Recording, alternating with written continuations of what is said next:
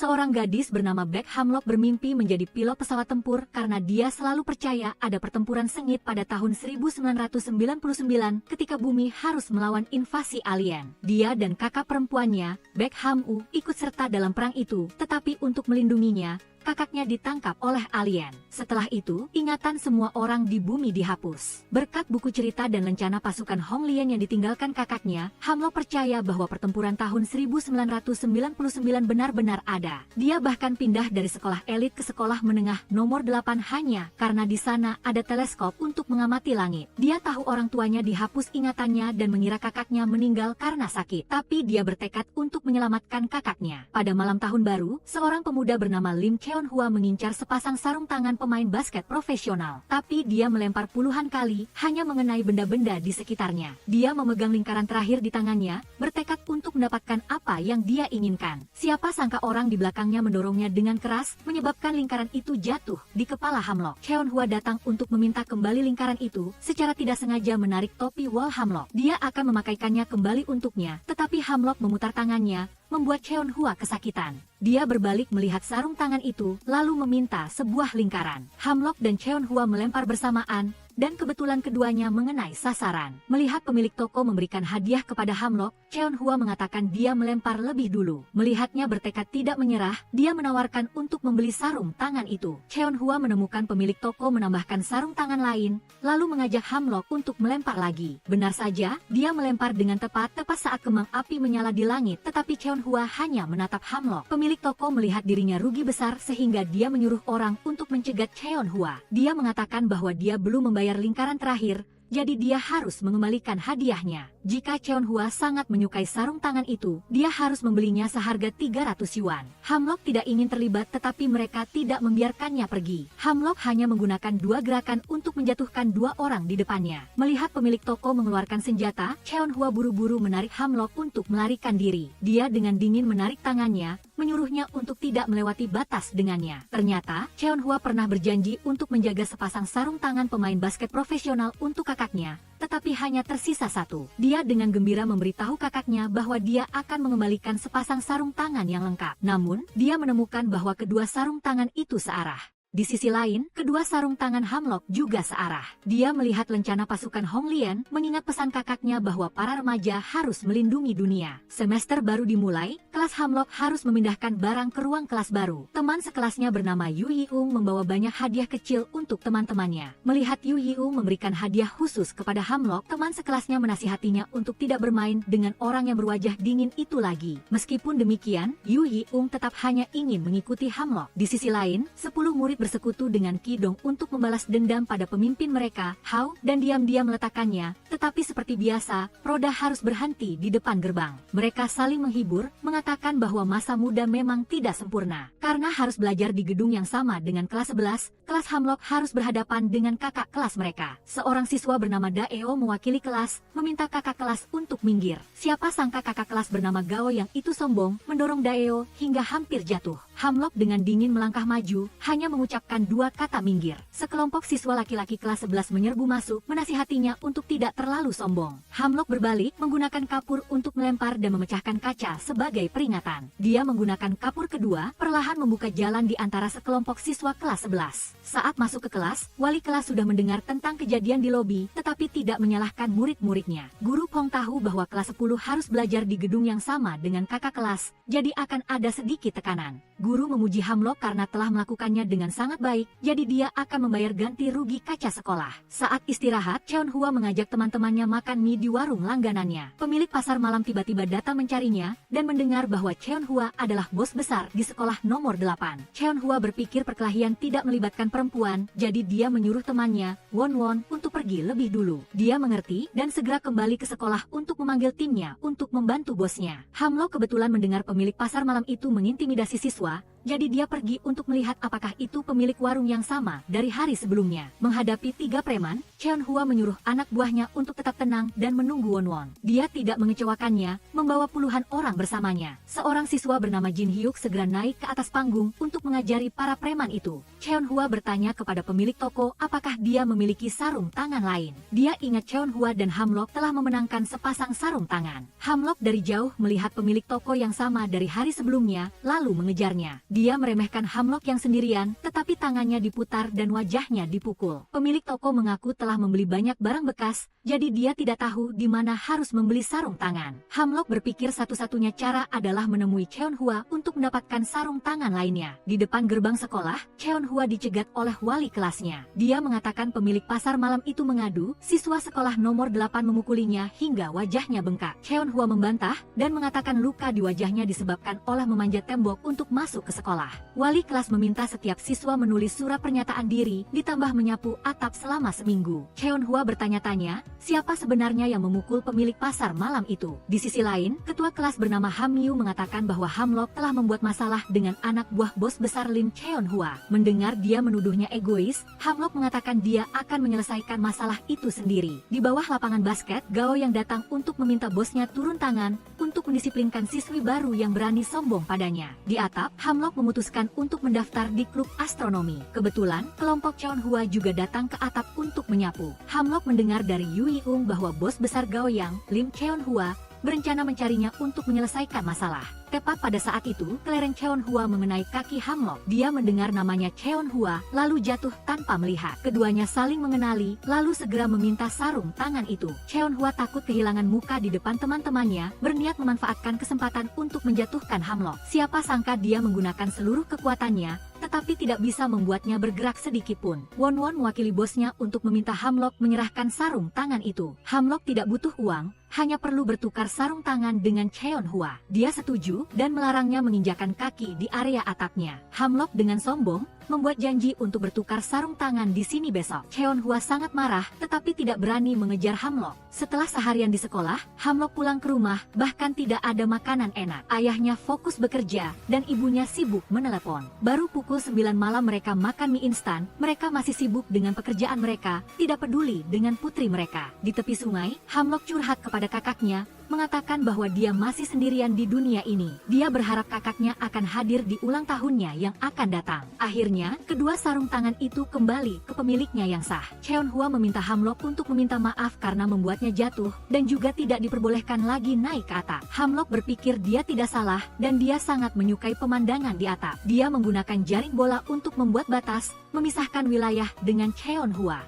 Dia berusaha melawan, tetapi semuanya tidak berdaya di hadapan Hamlok. Bos besar Lim Cheon Hwa selalu membantu teman-temannya, sehingga dihormati oleh semua orang. Tapi dia tidak bisa memanjakan Hamlok karena dia pada dasarnya adalah seorang wanita jahat. Dia ingin memanggil Yu Yang untuk merencanakan cara menghadapinya, tetapi dia sedang sibuk mengirim surat cinta kepada Hamlok. Cheon Hwa marah dan berlari untuk menanyai Yu Yang. Won Won datang untuk melerai, mengungkapkan bahwa Hamloklah yang memukul pemilik pasar malam itu. Jin Hyuk takut kelompoknya akan menghadapi lawan yang tangguh, sementara Yu yang semakin tertarik pada Hamlok. Cheon Hwa menyatakan bahwa siapapun yang takut adalah anjing. Dia memutuskan untuk bertarung sampai mati dengan wanita jahat itu. Menunggu hingga pelajaran belajar mandiri malam, Yu yang mematikan saklar listrik agar Cheon Hwa bisa menurunkan tengkorak ke jendela kelas Hamlok. Mendengar mereka berteriak keras, mereka merasa senang karena mengira berhasil. Siapa sangka Hamlok tidak takut, bahkan menarik tengkorak dari luar jendela hingga putus. Keesokan harinya, Cheon Hwa tidak menyerah, diam-diam menempelkan balon di belakang punggung Hamlok. Namun, dia mengetahuinya lebih awal, jadi dia melepaskannya sebelum duduk di kursi. Ronde berikutnya, Won Won melihat Hamlok di toilet lalu memberi isyarat kepada rekan satu timnya untuk menempelkan selotip di luar pintu. Namun, trik mereka tetap tidak bisa mengelabui mata tajam wanita jahat itu. Menunggu kelas 10 turun untuk pelajaran olahraga, Cheon Hwa diam-diam meletakkan ponsel di bawah laci meja Hamlok. Trik ini memang jahat, suara dering telepon di laci meja Hamlok berdering di tengah pelajaran. Cheon Hwa senang karena dia mendengar Hamlok dimarahi selama setengah pelajaran. Siapa sangka dari jauh, dia menelepon nomor yang tersimpan di telepon, memastikan bahwa Cheon Hwa berani menyakitinya. Hamlok memutuskan untuk membalas dendam pada kakak kelasnya. dimulai dengan menempelkan balon di pantat Cheon Hwa. Setelah dia meremukannya dan pergi berganti celana, dia memakai topeng tengkorak lalu menempelkan selotip di depan pintu toilet. Hamlock masuk ke dalam, mematikan lampu, lalu melemparkan tengkorak ke kepala Cheon Hwa. Dia panik dan berlari keluar, tetapi menabrak selotip. Teman-temannya takut bulu mata bosnya akan tercabut, jadi mereka membawa seluruh selotip itu. Mengetahui Hamlock telah membuat masalah dengan bos besar kelas 11, Daeo datang untuk meminta Won-won membela sahabatnya. Dia melihat kakak kelasnya sering makan biskuit, jadi dia membuatnya sendiri untuknya. Won-won setuju untuk membantunya, tetapi berpikir bahwa orang bodoh seperti Cheon Hwa tidak akan bisa mengalahkan Hamlock. Daeo mengatakan bahwa kelas 11 juga membuang sampah di depan pintu, dan juga menyuruh kelasnya untuk menyapu seluruh lantai. Won-won mengklarifikasi bahwa semua itu dilakukan oleh Gao Yang, tidak ada hubungannya dengan Cheon Hwa. Dia terlihat sombong, tetapi dia bukan orang yang suka menindas teman-temannya. Bel pulang sekolah berbunyi, seluruh kelas 11 sudah berlarian ke toilet. Gao yang mengatakan Daeo membawa biskuit sebagai permintaan maaf atas nama Hamlock, tetapi sepertinya dia memasukkan obat pencahar ke dalamnya. Cheon Hwa memarahi kedua sahabatnya, yang juga rakus memakan makanan musuh. Dia langsung masuk ke kelas 10, mengambil seragam Hamlock. Dia keluar, meminta Yu Yang untuk menyiarkan sebuah berita. Di sisi lain, Daeo mempertanyakan Yu Yi-ung mengapa dia memberikan tumpukan biskuit kedaluarsa kepada kelas 11. Yu Yi-ung mengira dia melakukan itu untuk membantu Hamlock menebus kesalahannya. Kembali ke kelas, Hamlock tidak menemukan seragamnya. Tepat pada saat itu, Yu yang menuduh di pengeras suara bahwa Hamlock adalah dalang di balik kasus diare massal. Seragam telah digantung tinggi-tinggi sebagai peringatan. Hamlock pergi ke belakang sekolah untuk mencari Cheon Hwa. Dia tidak mengizinkan dia menindas temannya, jadi dia menggantung seragam itu sebagai ancaman. Tetapi dia tidak menyangka, dia nekat memanjat pohon tinggi untuk mengambil seragam itu. Won-won merasa Cheon Hwa agak keterlaluan. Dia ingat dia juga makan biskuit buatan Daeo, tetapi tidak sakit perut. Akhirnya, Hamlock berhasil mendapatkan jaketnya. Ternyata dia sangat nekat, wajahnya menjadi sedikit lebih menarik. Cheon Hwa meletakkan tangga, menawarkan untuk membantu Hamlock. Dia menyuruhnya untuk minggir, lalu melompat ke tanah sendiri. Gao yang mengatakan bahwa bosnya tidak membantu dirinya, maka Tuhan akan menghukum Hamlock. Cheon Hwa melihat kakinya terkilir, lalu menggendong Hamlock ke ruang kesehatan. Dia menyuruhnya untuk menurunkannya, tetapi Cheon Hwa memintanya untuk tetap tenang di punggungnya. Hamlock terpaksa melompat, menempatkan kakinya di pundak Cheon Hwa. Dia bertanya-tanya, apakah dia tidak membela Gao Yang? Cheon Hwa mengatakan Gao Yang datang untuk meminta dia turun tangan, tetapi dia tidak pernah menindas teman sekelasnya. Hamlock juga menjelaskan bahwa dia tidak meracuni biskuit itu, jadi dia akan menyelidiki kebenarannya. Cheon Hwa melihat guru datang, lalu buru-buru menyuruh Hamlock berpura-pura sakit. Guru menghukum Cheon Hwa untuk mengantar Hamlock pulang dengan aman, lalu besok setiap orang harus menyerahkan surat pernyataan diri. Di perjalanan pulang, Hamlock berpikir Cheon Hwa tidak terlalu jahat. Dia mendengar Daeo mengatakan bahwa Gao Yang lah yang menyulitkan kelas mereka. Apalagi saat dia membela kelasnya yang diare, dia juga sangat berwibawa. Hamlock meminta maaf karena telah membuat Cheon Hwa jatuh, dan juga menyerahkan setengah dari atap kepadanya. Dia ingat dia bilang dia harus melakukan 3 hal untuk melunasi utangnya. Tetapi Cheon Hwa tidak lagi mempermasalahkannya dengan Hamlock. Mendengar dia memanggilnya Kak Cheon, dia terkejut dan berbalik. Hamlock berharap panggilan itu akan menghapus semua utang di antara mereka berdua. Kembali ke sekolah, dia bertemu Gao Yang. Cheon Hwa bertanya, apakah kamu membuat masalah untuk kelas 10A6? Dia mengulangi, aku tidak menindas orang lain. Jika Gao Yang bersikeras mengancam anak buahnya, dia harus ikut campur untuk menyelesaikannya. Gao Yang menuruti bosnya di depan, tetapi di belakang,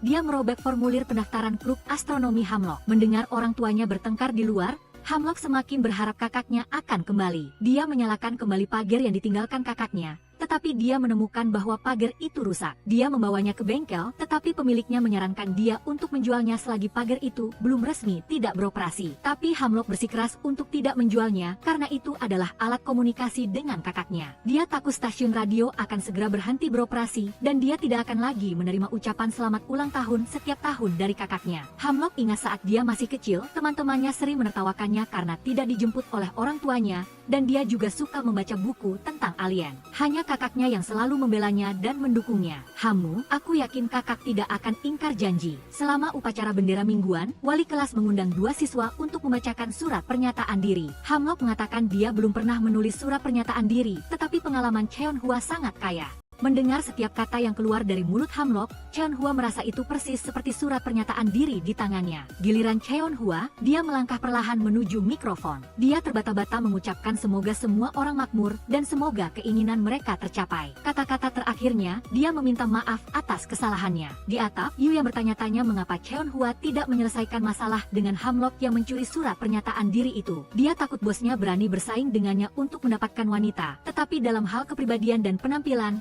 Yu yang masih yakin dia lebih unggul. Pada hari pendaftaran klub, Daeo dengan bodohnya melihat kakak kelasnya dengan percaya diri memamerkan gerakan tariannya. Dalam cahaya pagi, dia bersinar terang, menghangatkan hati mudanya. Di sisi lain, Hamlock sangat bersemangat untuk bergabung dengan klub astronomi. Keempat anggota yang sedikit itu tidak bisa percaya ada junior yang mau bergabung dengan klub. Ketua kelompok bernama Kim V menebak Hamlock salah ruangan karena dia tidak menerima formulir pendaftaran. Mendengar Hamlock yakin untuk bergabung dengan klub astronomi, dia menyuruhnya untuk menunggu sementara dia pergi bertanya kepada wali kelas. Beberapa saat kemudian, Kim V kembali dan melaporkan bahwa dia tidak menemukan formulir pendaftaran Hamlock. Dia berencana untuk mengisi formulir lain, tetapi dia mengatakan mereka tidak merekrut anggota baru lagi. Yu Yi-u membuka pintu dan masuk, memperkenalkan Hamlock memiliki prestasi akademik terbaik di kelas. Dia pindah dari sekolah elit ke sini hanya karena teleskop di observatorium. Melihat wajahnya, dia menyerang mimpinya, ternyata Cheonhua sedang menguping di luar. Hamlock melihat mereka saling kenal,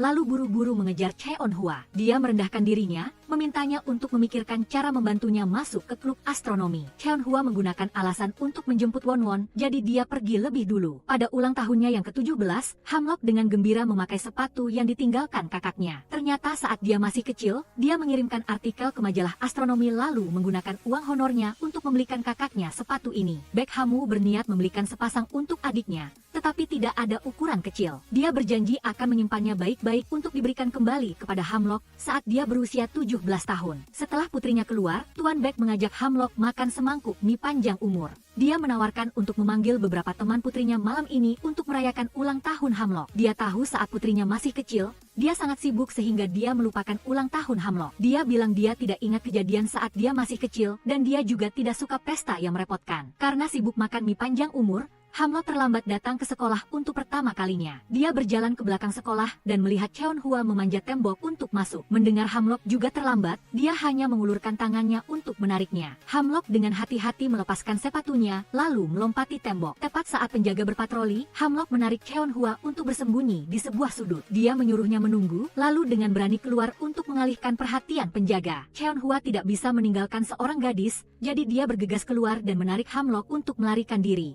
Di ruang kelas yang kosong, Cheonhua bertanya-tanya mengapa Hamlock harus menjadi kecantikan yang menyelamatkan pahlawan. Dia pikir ini adalah pertama kalinya dia melakukan kesalahan, jadi hukumannya tidak akan terlalu berat jika dia tertangkap. Cheonhua menebak Hamlock ingin membuatnya terharu, agar dia mau membantunya bergabung dengan klub astronomi. Hamlock tiba-tiba melompat turun, merengek dan memohon kepada Cheonhua dengan cara yang agak aneh. Mendengar dia mengatakan itu tidak cukup, dia segera menarik tangannya lebih kuat. Cheonhua takut dislokasi dan buru-buru setuju untuk membantu Hamlock. Kim V mengingatkan Cheonhua untuk memberinya jaket olahraga seperti yang dijanjikan. Dia tidak menyembunyikan dari anggota baru bahwa klub akan segera dibubarkan. Jika tidak ada 10 anggota, klub harus dibubarkan. Lagi pula, tidak ada yang ingin bergabung dengan klub astronomi yang bahkan tidak bisa masuk ke observatorium. Kim V juga tidak tahu mengapa observatorium belum pernah dibuka. Dia berharap Hamlock bisa menginjakan kaki di sana, karena kita semua datang ke sini karena kita tertarik pada alam semesta. Hamlock keluar,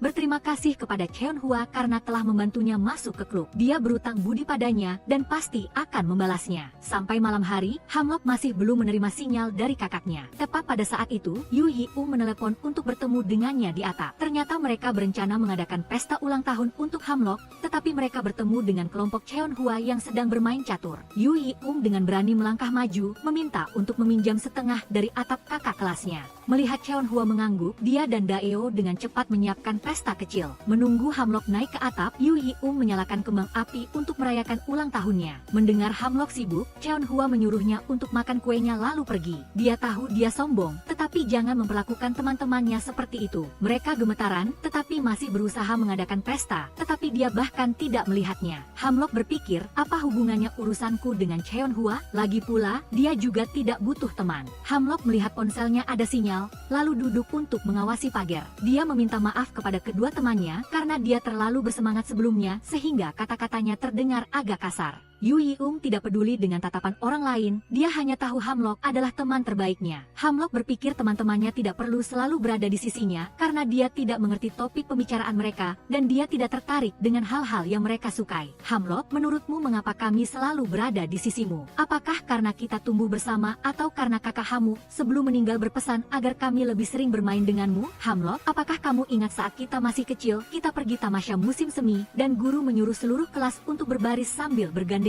tangan. Karena tanganku berkeringat, tidak ada yang mau menggandengnya. Saat aku sedih berdiri di ujung barisan, kamu perlahan-lahan berjalan ke arahku, menggenggam tanganku sepanjang hari tanpa merasa sedih. Saat itu, aku memutuskan bahwa seumur hidupku, aku hanya akan menganggapmu sebagai teman terbaikku. Hamlock mengenakan topi pelangi dan merayakan ulang tahunnya bersama dua teman baiknya. Daeo meminta maaf karena kehabisan bahan kue, jadi dia harus membeli satu di luar. Hamlock menyadari bahwa ini adalah jenis kue lama yang pernah dia makan bersama kakaknya. Kedua temannya terharu hingga tidak bisa menahan air mata saat mereka pertama kali melihat Hamlock menunjukkan emosi yang menyenangkan. Mereka seperti telah menghancurkan penghalang dan dengan gembira merayakan ulang tahun Hamlock yang ke-17. Yu Yi-ung secara tidak sengaja mengolesi kue di topi Cheonhua, lalu dengan takut-takut bersembunyi di belakang teman baiknya. Hamlock memberikan bunga di depan Cheonhua, membiarkannya mengolesinya kembali. Siapa sangka Cheonhua mengoleskannya di wajah Hyuyang, lalu dia mengoleskannya di wajah Jin Hyo. Akhirnya, pesta ulang tahun itu semakin meriah dengan kehadiran 4 teman baru. Meskipun hanya tersisa sepotong kecil kue, mereka tetap menyalakan lilin,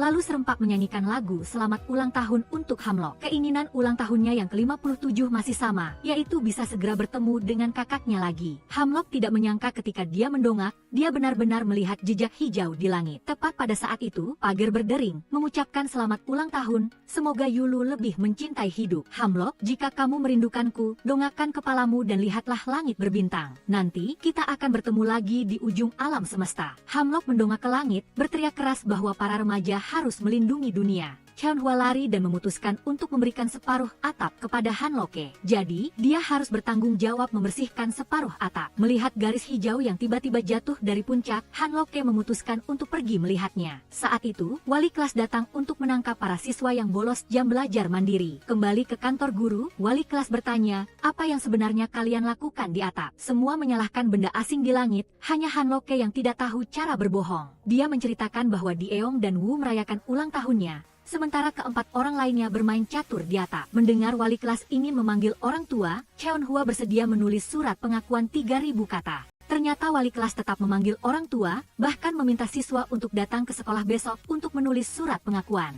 Hanya Daeoh yang sendirian karena ibunya adalah wali kelas. Dalam perjalanan pulang, Hanlock mengeluh karena ayahnya tidak mau memarahinya, seperti orang tua lainnya. Di sisi lain, dia bertanya pada dirinya sendiri apa yang telah dia lakukan. Jangan main-main sepanjang hari. Cheonhua memasuki rumah dan melihat ayahnya masih menunggunya di ruang tamu. Membuka halaman cerita, Hanlock teringat akan garis hijau di langit yang sangat mirip dengan benda terbang tak dikenal. Jika itu benar-benar berhubungan dengan kakaknya, dia pasti akan menemukannya. Keesokan harinya, ayah Hanlock libur di pagi hari, jadi dia ingin mengantar putrinya ke sekolah. Ayah Hanlock menyuruhnya untuk meneleponnya setelah selesai menulis surat pengakuan, tetapi dia tidak masuk ke sekolah sama sekali. Di seberang jalan, Cheonhua menyalahkan Hanlock karena mengkhianati teman-temannya, menyebabkan seluruh kelompok harus menulis surat pengakuan di akhir pekan. Melihat Daeoh pergi ke arah yang berlawanan, Cheonhua penasaran dan mengikutinya. Melihat Hanlock naik bus ke Gunung Jeng, Cheonhua dan teman-temannya berdiri menghalangi di depan. Sopir bus memarahi mereka karena tidak naik bus, malah bersikap keren. Dieong bertanya kepada seniornya mengapa mereka tidak menulis surat pengakuan, tetapi malah mengikuti mereka. Cheonhua ingat seseorang tadi malam menyangkal piring terbang, tapi sekarang dia berusaha keras untuk mencarinya. Di tengah jalan, sopir bus meminta semua orang turun dan berjalan kaki karena bus tiba-tiba mogok di tengah jalan. Melihat Hanlock yang tidak sabar,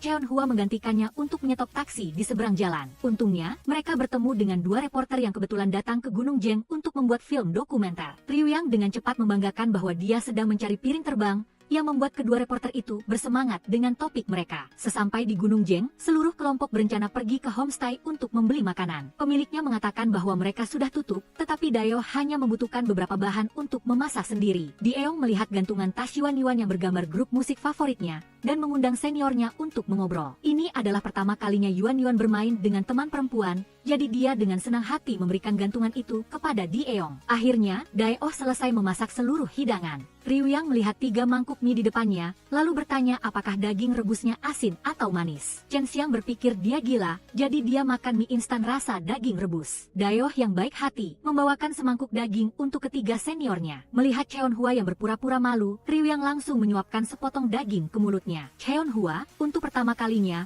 makan daging seenak itu, lalu meminta semangkuk nasi putih lagi. Akibatnya, semua makanan di meja sebelah masuk ke perutnya. Dalam perjalanan ke gunung, para siswa bertemu lagi dengan 2 reporter yang sedang mewawancarai penduduk desa tentang hal-hal aneh yang terjadi di puncak gunung. Mereka mengungkapkan bahwa air mata air sangat panas dan batu-batu di sana bisa mekar di malam hari. Seorang wanita berlari dan meminta semua orang untuk menemukan anaknya. Dia ingat anak laki-lakinya mengatakan melihat benda bercahaya jatuh dari gunung, jadi dia takut anaknya diculik oleh alien. Daeong meminta reporter wanita itu untuk memberitahunya jika dia memiliki informasi tentang piring terbang. Dia terkejut menyadari bahwa Han Loke tidak ada di belakangnya. Seorang laki tua mengatakan bahwa dia baru saja melihat seorang gadis kecil naik ke gunung. Daeong menduga sahabatnya tidak sabar, jadi dia mencari piring terbang sendirian. Cheon Hua tidak bisa menghubungi Han Loke, jadi dia buru-buru naik ke gunung untuk mencarinya. Cheon Hua masuk lebih dalam ke gunung, mengeluh bahwa Han Loke benar-benar merepotkan. Siapa sangka, gadis itu sedang duduk di atas pohon,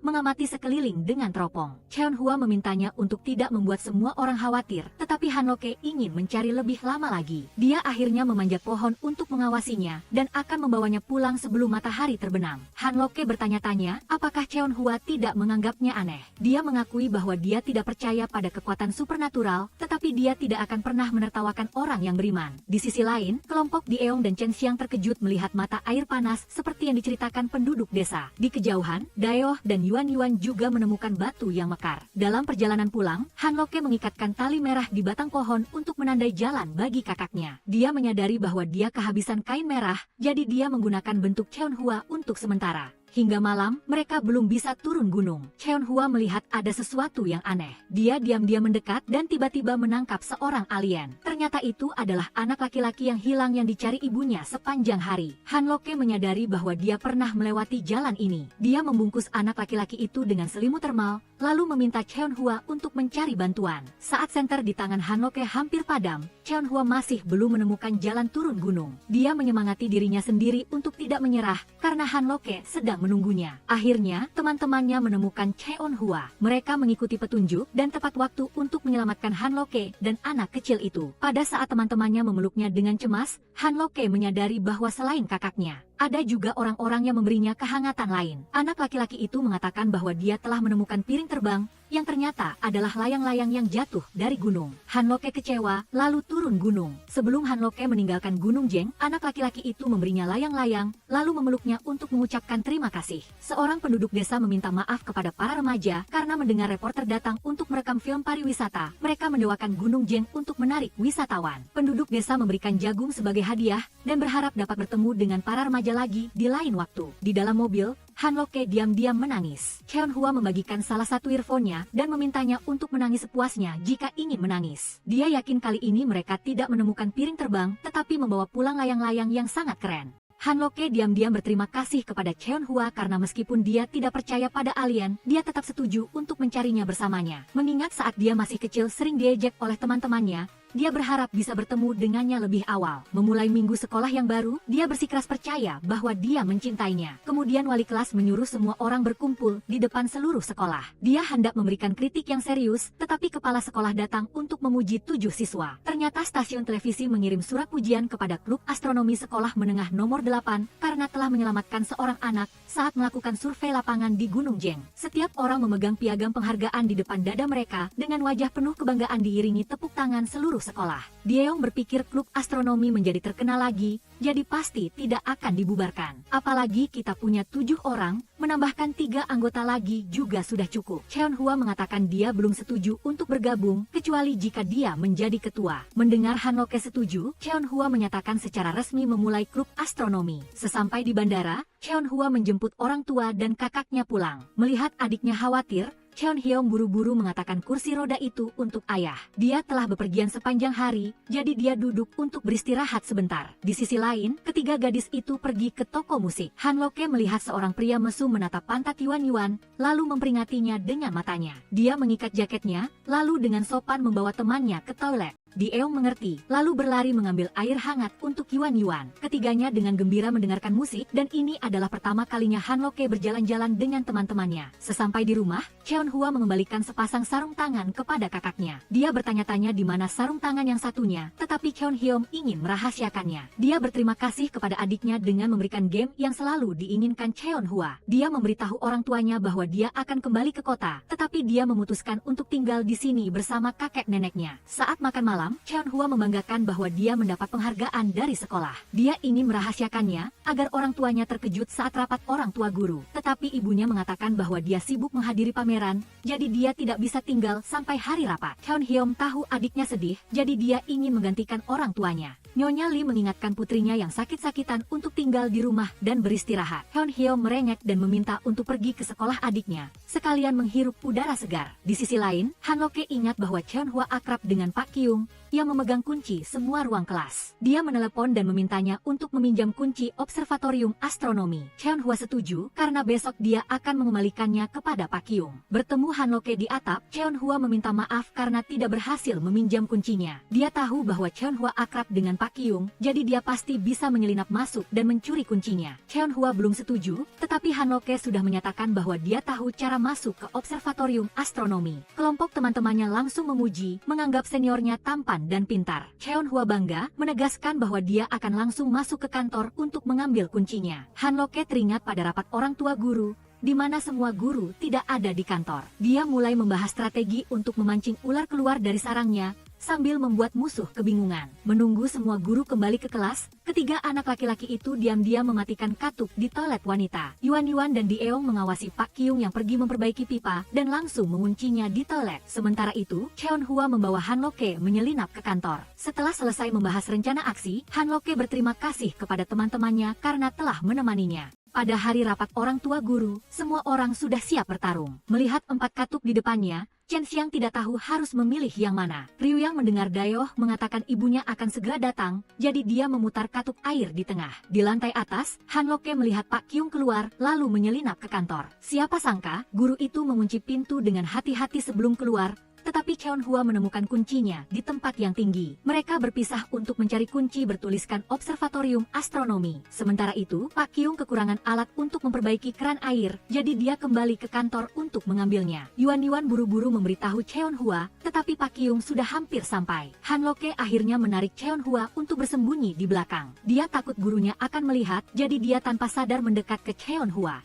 Keduanya bingung, berusaha tenang menunggu guru keluar. Melihat Pak Kyung kembali, Yuan mengunci pintu toilet agar Chen Xiang dapat memanfaatkan kesempatan untuk membuka keran air. Dia memutarnya sekuat tenaga, sampai pipa airnya pecah. Daeoh melihat air meluap dari toilet, tetapi dia tidak bisa melepaskan sapu yang menahan pintu. Di sisi lain, Hanloke masih belum menemukan kunci observatorium astronomi. Tepat ketika dia menerima pesan penyelamat dari Yuan, mereka buru-buru meletakkan kunci untuk membantu teman-temannya. Seluruh kelompok mengumpulkan kekuatan dan akhirnya berhasil membebaskan Pak Kyung. Yuan terkejut karena ibunya juga ada di toilet. Pak Kyung menyuruh para siswa untuk menghentikan air agar dia bisa turun untuk mematikan katup air. Dengan masa muda yang tidak takut langit dan bumi, An Kuo Hyeon memanfaatkan saat Kidong pergi untuk bertemu Han Yu, dan dia masih menolak untuk melakukan hal-hal yang merugikan orang lain. Mereka semua melepas jaket mereka dan bersama-sama menghentikan aliran air yang kuat. Akibatnya, wali kelas memperingatkan siswa bahwa jika mereka mengulangi perbuatan mereka, klub astronomi akan dibubarkan. Selain itu, sekolah akan mengeluarkan Cheonhua jika dia tidak memotong rambutnya. Keesokan harinya, ketua OSIS menyegel klub astronomi karena tidak mematuhi peraturan sekolah. Mereka mengingatkan ketua kelompok untuk tidak mengubahnya, atau klub akan dibubarkan. Hanloke tiba-tiba keluar,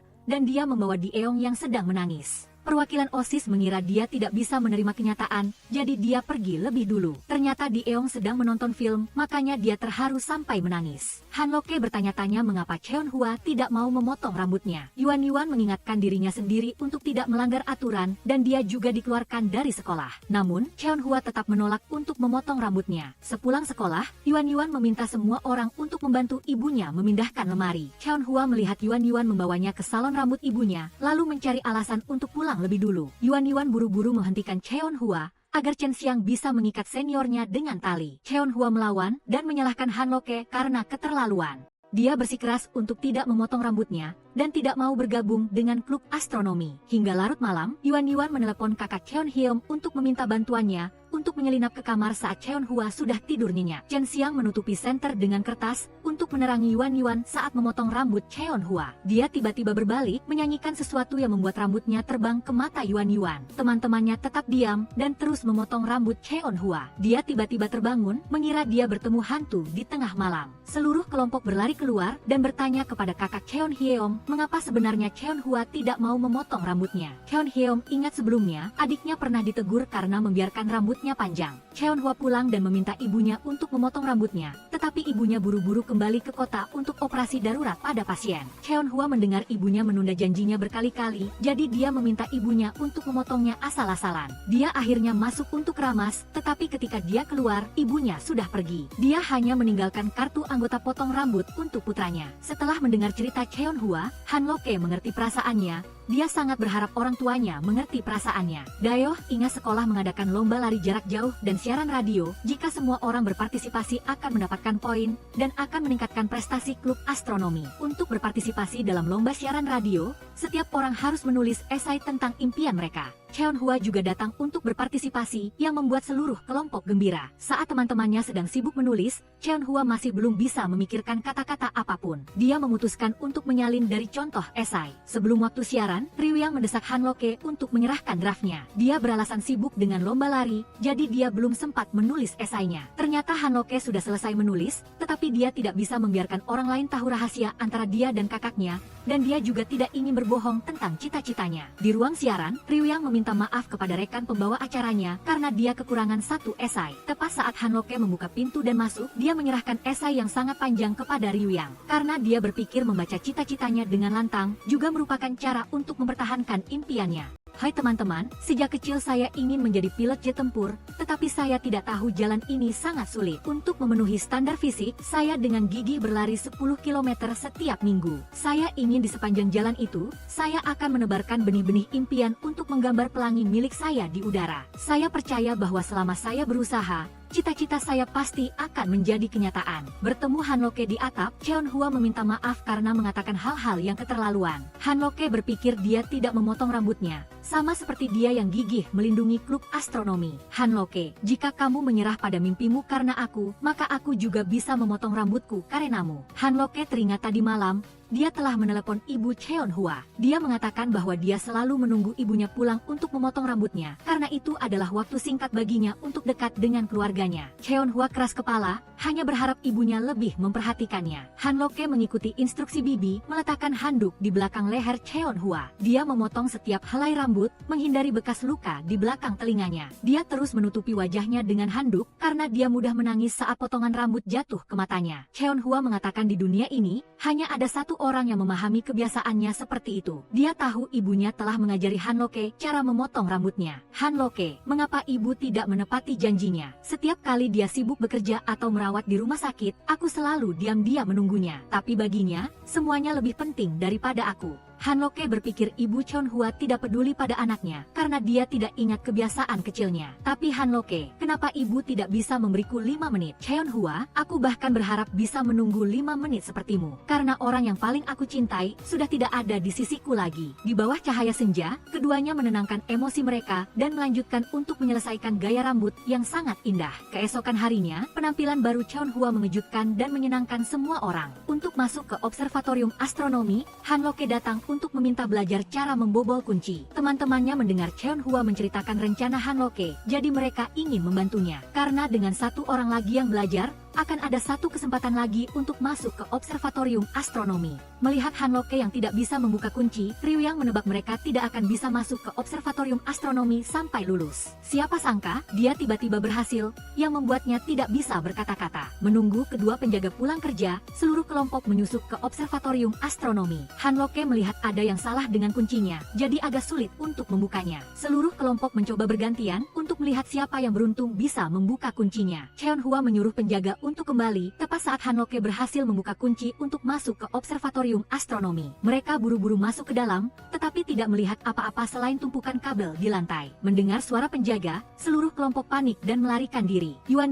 tiba-tiba tersandung, yang membuat penjaga menangkap Ryu Yang. Cheon Hua akhirnya mengambil spanduk dan membungkusnya di tubuh penjaga untuk membantu teman-temannya melarikan diri. Penjaga menangkap Cheon Hua, memperlihatkan celana dalamnya yang bergambar logo Spider-Man. Teman-temannya tidak bisa menahan tawa, tetapi mereka tetap menunggu senior mereka untuk melarikan diri bersama. Sesampai di tempat yang aman, Cheon Hua bertanya-tanya mengapa tidak ada teleskop di observatorium astronomi. Daeoh menebak itulah alasannya sekolah menutup observatorium astronomi. Mata Han Loke berkaca-kaca, karena secercah harapan yang dia miliki memudar. Sesampai di rumah, Han Loke teringat penampilan Cheon Hua malam ini, yang sangat mirip dengan karakter di komik. Mungkinkah dia adalah sekutu yang dia cari? Pada hari ulang tahunnya, Cheon Hua mengundang teman-temannya ke rumahnya. Han Loke ini memanfaatkan kesempatan ini untuk mencari petunjuk yang membuktikan bahwa Cheon Hua adalah sekutunya. Tepat pada saat itu, Cheon Hyo menunjukkan foto masa kecil adiknya kepada semua orang. Han Loke menemukan bahwa Cheon Hua memiliki bekas luka di tangannya pada tahun 2000. Dia belum sempat bertanya, kakek neneknya memanggil mereka untuk makan. Saat Han Loke pergi ke toilet, Ryu Yang mencoba memasukkan boneka ke dalam tasnya. Cheon Hua berpikir Han Loke tidak menyukai hadiah ini. Mereka merebut tas itu dan tidak sengaja menjatuhkannya ke kue ulang tahun. Cheon Hua mengunci pintu toilet untuk sementara, memberi teman-temannya cukup waktu untuk membersihkan kekacauan. Daeoh menemukan sebuah mesin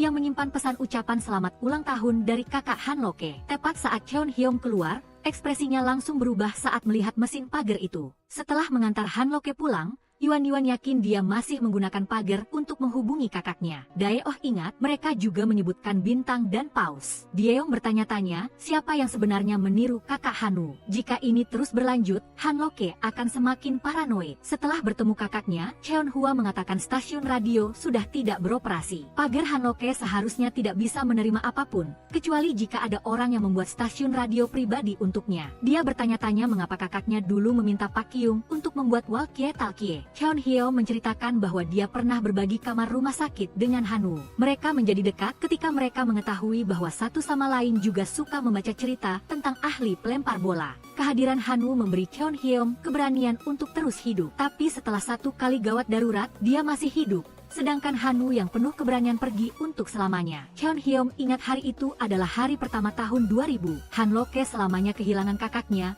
dan dia selamanya kehilangan sahabat terbaiknya. Bagi Cheon Hyung atau Han Loke, itu adalah hari kiamat. Sebelum menutup matanya, Hanu menggambar 4 komik untuk adiknya, untuk merangkai sebuah perang abad yang lengkap. Dalam gambar keempat, ada seorang sekutu, yang melindungi semua rekan setimnya untuk mundur. Di dunia ini, hanya dia yang ingatannya tidak terhapus, jadi Han Loke selalu mencari orang seperti itu. Cheon Hyung berharap Cheon Hua menjadi sekutunya, agar secercah harapan Han Loke yang tipis tidak pernah padam. Menunggu Cheon Hua di jalan menuju sekolah, Han Loke bertanya apakah dia tahu tentang perang abad. Dia mengungkapkan, dia adalah kapten teratai merah yang bertugas melindungi dunia. Dia telah mengenali Cheon Hua sebagai sekutunya, jadi dia tidak perlu menyamar lagi. Bekas luka di tangan Cheon Hua muncul pada tahun 2000, yang merupakan periode perang abad. Dia tidak mengerti apa yang dia katakan, tetapi dia berjanji untuk tidak menceritakannya kepada orang lain. Dia diam-diam meminta maaf karena dia tidak bisa meyakinkan dirinya untuk berbohong padanya. Di sisi lain, kelompok teman-temannya berencana untuk memeriksa kondisi mental Han Loke. Setiap orang bertanggung jawab atas beberapa pertanyaan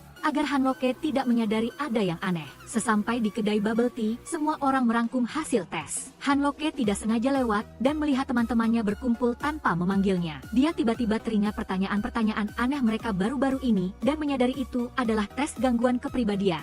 Han Loke merasa seperti jatuh ke jurang karena pada akhirnya tidak ada yang memahaminya. Menunggu Cheon Hua di depan rumah, Han Loke bertanya apakah dia benar-benar sekutunya. Dia masuk rumah untuk mengambil foto masa kecilnya, membuktikan bekas luka di tangannya disebabkan oleh jatuh di kandang babi. Dia merasa malu, jadi dia tidak menyimpan foto ini di album. Hemi menghela napas dan meminta Cholha bersumpah untuk tidak memberitahu siapapun tentang pertarungan besar abad ini. Melihatnya ragu-ragu, dia tahu dia seharusnya tidak mempercayai siapapun. Cholha, mari kita putuskan hubungan kita. Keesokan harinya di kelas Hemi, Cholha mengatakan bahwa dia bisa menyerahkan posisinya sebagai ketua klub astronomi, hanya memintanya untuk mempercayainya bahwa dia tidak akan memberitahu siapapun tentang pertarungan besar abad ini. Hemi, aku tidak ingin putus hubungan denganmu. Di atap, seluruh kelompok menunggu jawaban terakhir Hemi, tapi Cholha naik ke atas untuk memberitahu mereka bahwa dia tidak akan memaafkan ketika teman-temannya berbohong. Daeoh mengajak semua orang ke rumahnya untuk merangkum hasil tes terakhir. Mereka menunggu Hemi masuk ke dalam rumah, baru berani berjingkat-jingkat ke rumah Daeoh.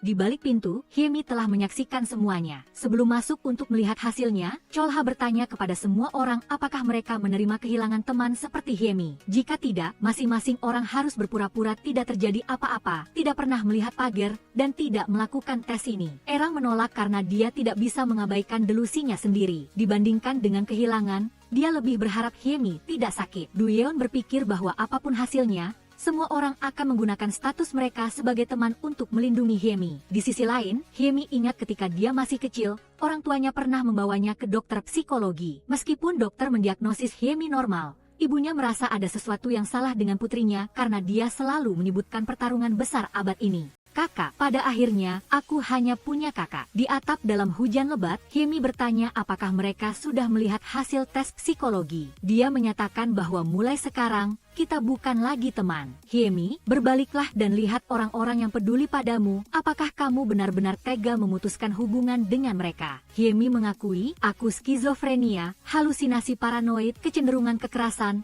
Aku membenci semua orang, itu juga benar. Setelah hari hujan itu, persahabatan mereka benar-benar berakhir. Meskipun setiap orang berusaha, sepertinya mereka tidak bisa menebus kesalahan itu. Hemi menjadi sangat dingin, seolah-olah dia telah menghapus semua ingatan tentang teman-temannya. Semua orang hanya berharap bahwa perasaan tulus dan mendalam di hati mereka dapat menyentuh Hemi, sehingga dia bisa kembali ke dunia persahabatan yang penuh gairah. Dalam perjalanan pulang, Hemi tidak sengaja bertemu Cholha, jadi dia mengantarnya pulang. Cholha bertemu Hemi di depan rumahnya, mengira dia datang mencarinya. Hemi membantahnya, tetapi dia masih bersikeras untuk tidak percaya karena dia sudah tidak berbicara dengannya selama 3 hari. Hemi mencoba mengendarai sepedanya dengan cepat dan bahkan dengan sengaja melewati batu di jalan. Tapi alih-alih Cholha, dia hampir jatuh duluan. Cholha buru-buru memeluk Hemi, membuat pipinya menyentuh bibirnya dengan lembut. Keduanya berbaring di rumput, bingung tidak bisa berkata-kata. Hemi buru-buru mendirikan sepedanya, lalu bergegas pulang. Cholha masih tidak bisa percaya dia baru saja mencium Hemi. Tepat pada saat itu, Duyeon mengadakan pertemuan online, secara resmi menyatakan bahwa dia akan menyatakan perasaannya kepada Hemi. Duyeon ingat saat Hemi membawa artikel ke stasiun radio, seperti malaikat turun dari surga, membuatnya benar-benar jatuh cinta. Pagi-pagi sekali, Cholha sudah menunggu di depan rumah Hemi. Dia bertanya apakah dia menemukan bahwa teman-temannya diam-diam melakukan tes psikologi, dan itulah mengapa dia mengira dia membocorkan rahasia itu kepada mereka. Cholha bersumpah bahwa dia tidak memberitahu siapapun. Jika dia melanggarnya,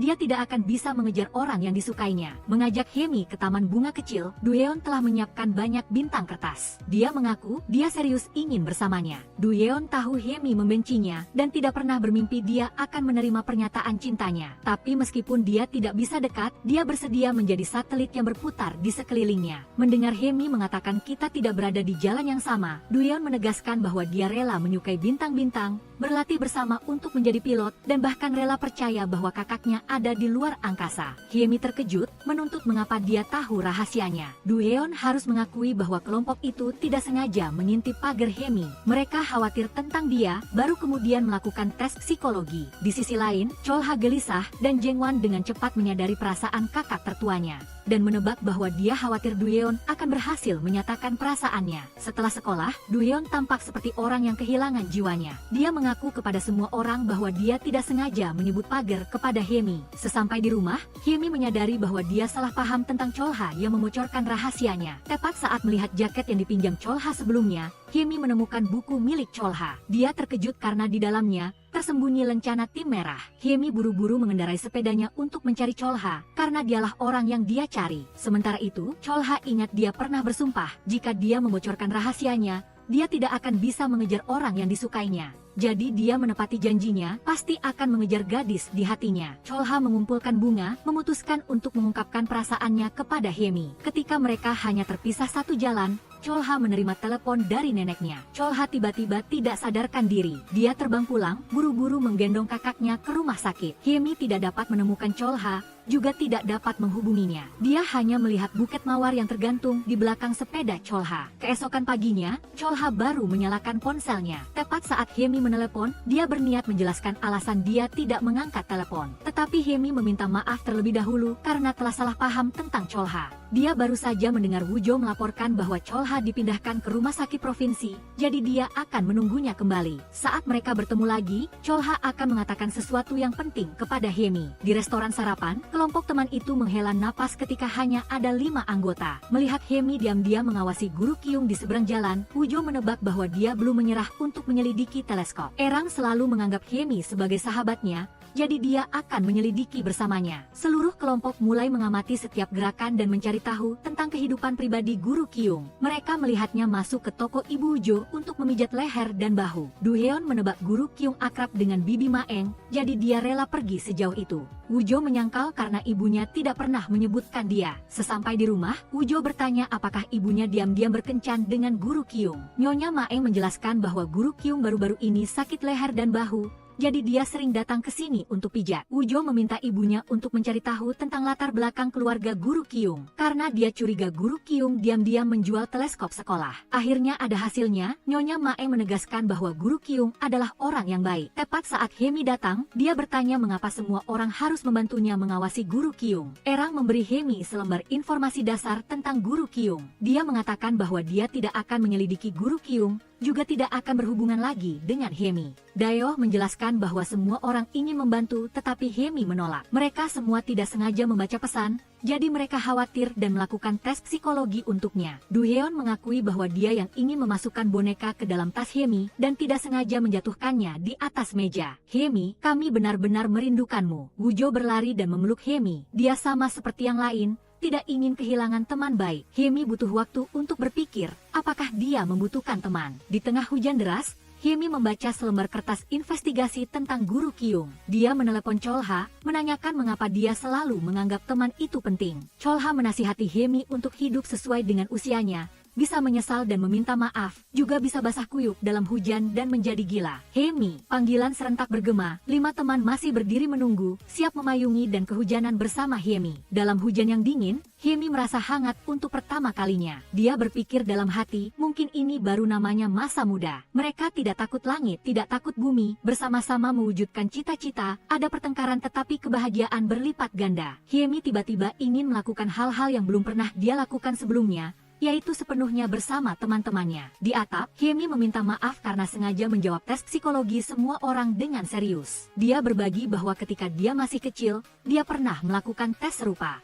Dia mengeluh bahwa teman-temannya sama seperti orang lain, semua menganggapnya seperti monster. Woo-jo menghukum Hemi, berani membuatnya khawatir. Tepat pada saat itu, mereka melihat guru Kyung membawa hadiah ke ruang guru. Ternyata, dia meminta guru Kwak untuk memperkenalkannya pada beberapa mak comblang. Setelah Tuan Kyung kembali ke ruang teknis, Woo-jo datang dan berkata terus terang, dia tidak akan membiarkan ibunya menikah dengannya. Dia menuntut Tuan Kyung memiliki kekasih, mengapa dia membohongi ibunya bahwa dia masih lajang. Tuan Kyung mengatakan foto itu diambil pada tahun 1996 dan gadis itu sudah memiliki suami dan anak. Setelah terjadi kebakaran di pabrik, dia menderita luka bakar parah dan diam-diam meninggalkan kota. Dia pergi ke utara dan selatan untuk mencari kekasihnya. Itulah mengapa dia masih lajang sampai sekarang. Tapi 3 tahun lalu, dia melihat gadis itu memiliki keluarga bahagia di kota kecil. Dia sudah lama melepaskan, tetapi menyimpan foto itu untuk mengenang keberaniannya mencintai seseorang. Di sisi lain, Hemi ingat suatu kali, dia melihat Tuan Kyung bersama kepala sekolah dan wali kelas, membawa buku tabungan ke bank. Rekan-rekan membantu. Daeoh marah karena ibunya tidak akan melakukan hal seperti itu. Sesampai di rumah, Daeoh melihat Erang di rumahnya. Dia membuat alasan untuk meminjam novel, lalu buru-buru pulang. Daeoh masuk ke dapur dan bertanya kepada ibunya mengapa observatorium tidak memiliki teleskop. Keesokan harinya, Hemi mengatakan dia berniat mengundang wartawan ke sekolah untuk mengambil kesempatan mencari tahu tentang teleskop. Erang ingat kita tidak kenal wartawan, tetapi Hemi masih menyimpan nomor telepon wartawan, yang pernah dia tumpangi ke Jengsan. Jengwan berpikir jika meminta bantuan wartawan, pasti akan menjadi masalah besar. Dayo mengatakan dia sudah bertanya kepada ibunya, dia yakin dia tidak terlibat dengan teleskop. Erang berpura-pura menumpahkan air di atas meja, lalu menyembunyikan selembar kertas dengan nomor telepon wartawan. Di kelas, Hyemi melaporkan bahwa wartawan telah setuju untuk datang ke sekolah. Ternyata, Hyemi sudah lama menyimpan nomor wartawan di teleponnya. Sebelum hari stasiun televisi datang untuk wawancara, Era memutuskan untuk menelepon wartawan wanita itu. Dia menggantikan Hyemi untuk menyampaikan pesan bahwa dia melaporkan proyek lapangan kota Ninhai, jadi rencana wawancara ditunda sementara. Sesampai di ruang guru, Hyemi memberitahu guru Pung bahwa wartawan membuat janji untuk datang 1 jam lagi untuk mewawancarai klub astronomi. Hyemi meminta maaf karena wartawan memintanya untuk meminta izin kepada wali kelas, tetapi dia terlalu sibuk belajar sehingga dia lupa. Guru Pung juga merapikan pakaiannya, lalu terbang keluar gerbang untuk menyambut kedua wartawan itu. Di atap, seluruh kelompok melihat wartawan datang, buru-buru turun ke kantor klub. Di tepi pantai, Hyemi bertanya kepada Erang mengapa dia melakukan itu. Dia sudah lama menyadari ada yang aneh dengan Erang sejak dia merencanakan untuk mengundang wartawan. Erang mengakui bahwa dia telah mengunci pintu dan tidak bisa memberikan kuncinya kepada semua orang. Hyemi mengungkapkan dia telah menyiapkan rencana cadangan. Dia mengganti kunci pintu observatorium dan langsung memberikan kuncinya kepada wartawan tadi malam. Di sisi lain, Guru Kyung meminta maaf kepada wartawan karena kehilangan kunci observatorium. Wartawan pria itu berpura-pura suka membongkar kunci, lalu menyelinap untuk membuka pintu observatorium. Benar saja, seperti yang mereka duga, di dalamnya tidak ada teleskop. Sementara itu, Erang panik membongkar pintu atap. Hyemi menenangkan sahabatnya, menanyakan apa yang sebenarnya dia sembunyikan. Erang duduk di tanah, terus-menerus meneteskan air mata.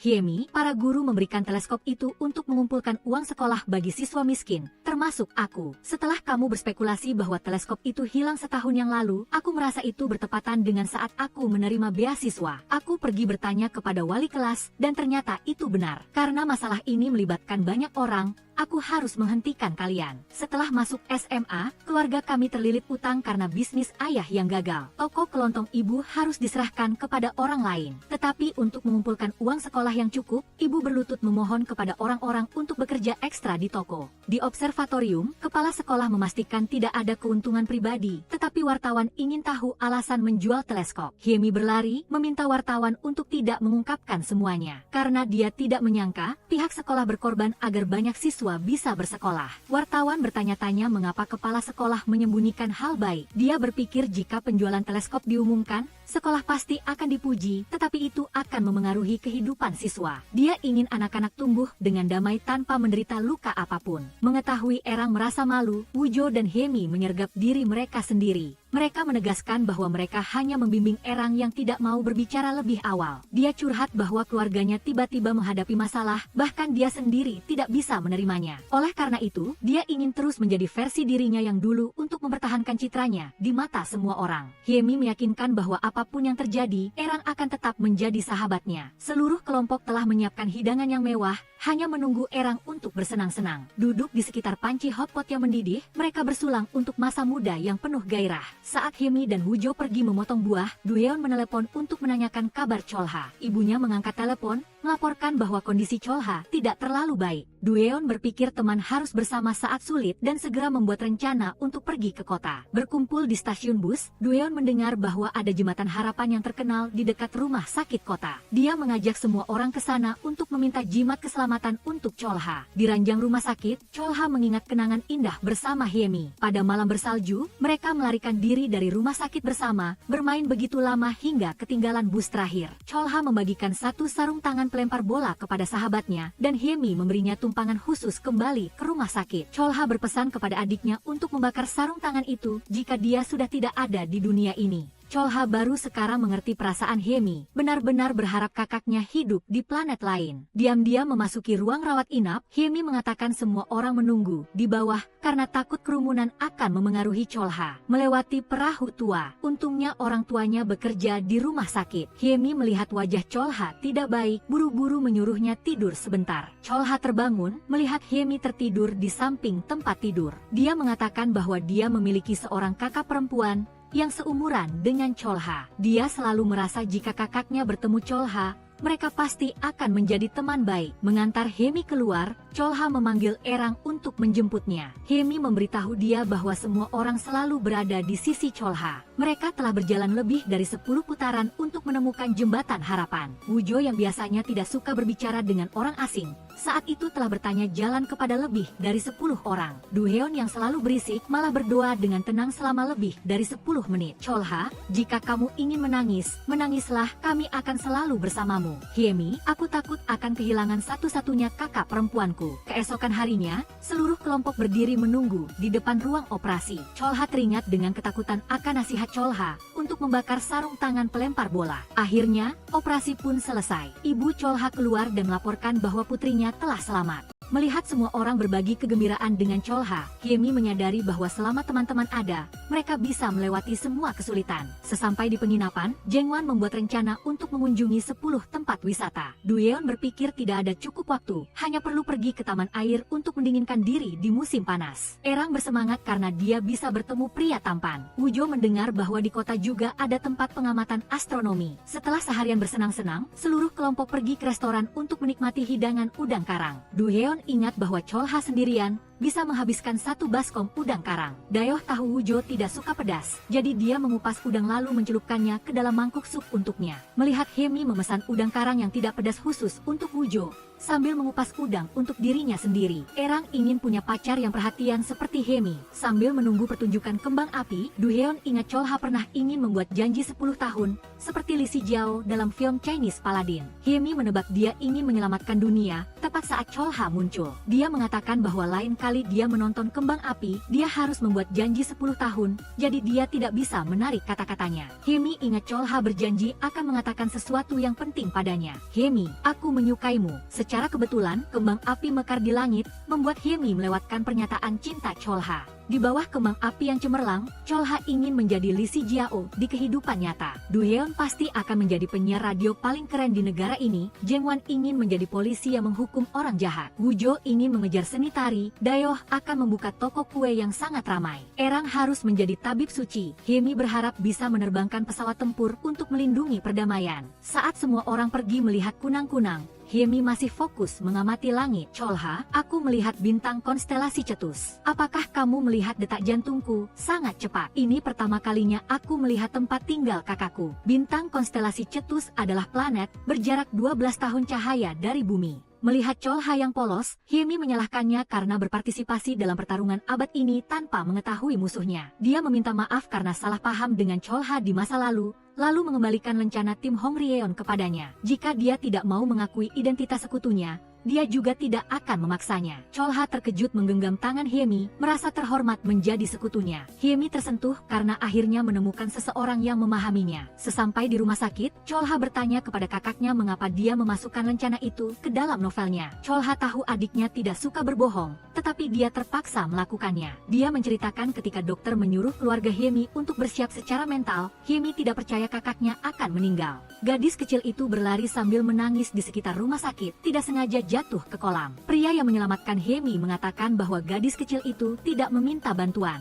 Hemi takut adiknya tidak bisa menerima kepergiannya, jadi dia membuat cerita dongeng. Saat mengantarkan makanan khas untuk teman-temannya, Cholha melaporkan bahwa dia tidak akan kembali ke SMA nomor 8. Dia memutuskan untuk tinggal di kota untuk lebih sering bersama keluarganya. Karena dia takut jika kakaknya tidak seberuntung kali ini, dia akan sangat menyesal. Semua orang tahu Cholha pasti bimbang untuk waktu yang lama baru mengambil keputusan ini. Dimanapun Cholha berada, dia akan selalu menjadi anggota penting dalam kelompok 7 orang. Hemi naik ke mobil, dia memandangi Cholha melalui jendela. Dia, atau semua orang, tidak tega berpisah dengan Cholha yang berisik dan berani. Memulai tahun ajaran baru, guru Pung mengumumkan ada seorang siswa baru yang pindah, yang akan duduk di kursi kosong di samping Hemi. Para siswa yang berisik bersiap untuk upacara penyambutan, termasuk Hemi. Teman sekelas itu baru saja masuk ke kelas, sudah menemukan Hemi bersembunyi di bawah meja. Cholha muncul, menyapa teman sebangku barunya. Kelopak bunga berjatuhan, menambah keindahan pertemuan mereka. Di kelas 12, Dayoh menjadi sombong sejak Cholha pindah sekolah. Dia bahkan meminta Duheon dan Jengwan untuk berlutut membersihkan sepatunya. Tetapi meskipun mereka mati, mereka memutuskan untuk tidak memanggil Dayoh sebagai kakak tertua. Tepat saat Daeoh melayangkan tinjunya ke arah Jengwan, Cholha muncul tepat waktu. Wajah Daeoh memucat. Dia menjelaskan itu hanya bercanda. Duyeon dengan bangga menginjak sepatu Daeoh hingga kotor. Di atap, seluruh kelompok memarahi Cholha karena tiba-tiba kembali tanpa memberitahu. Cholha menceritakan setelah kakaknya sembuh, dia ingin kembali ke kampung halamannya untuk tinggal bersama kakek. Dia mengikutinya kembali ke sini tetapi harus mengulang kelas 11 karena terlalu banyak bolos. Hyemi berbisik, sangat senang bisa bertemu Cholha lagi. Dia mengumumkan dia ingin mendaftar untuk berpartisipasi dalam kompetisi astronomi untuk siswa SMA. Jika dia memenangkan hadiah pertama, dia bisa memenangkan teleskop profesional. Segera klub astronomi berpartisipasi dalam kompetisi nasional. Dua siswa bernama Duyul dan Bong Seop datang untuk mendaftar bergabung dengan klub. Duyul tahu selain Hyemi, anggota lain tidak terlalu mengerti astronomi. Dia menasihati Hyemi untuk merekrut dia dan Bong Seop baru bisa memiliki kemampuan yang cukup untuk bersaing dengan siswa nasional. Hyemi mengajukan beberapa pertanyaan untuk menguji tingkat kedua siswa itu. Benar saja, mereka mengerti astronomi tidak kalah darinya. Hyemi menyambut kedua siswa itu untuk secara resmi bergabung dengan klub. Sejak saat itu, ketiganya dengan antusias berdiskusi tentang astronomi sementara Cholha seperti orang luar. Duyul untuk pertama kalinya bertemu lawan seperti Hyemi yang bisa berdebat dengannya. Bong Seop melihat Cholha berdiri di luar pintu, lalu dengan ramah keluar untuk memulai percakapan. Ia mencari alasan bahwa ia merasa sedikit sesak untuk mengajak Ham LC keluar mencari udara segar. Ia merasa Ontri benar bahwa ia tidak membantu Ham LC sama sekali. Hien Haoa, kamu adalah sekutuku. Bahkan jika kamu tidak mengatakan atau melakukan apapun, kamu membawa rasa damai bagiku. Saat aku tegang, hanya dengan melihatmu, aku merasa lebih santai. Kita pasti akan menang dan mendapatkan teleskop itu. Kompetisi astronomi untuk siswa sekolah menengah secara resmi dimulai. Setiap orang harus mengerjakan ujian tertulis, mengirim 4 perwakilan untuk merakit teleskop,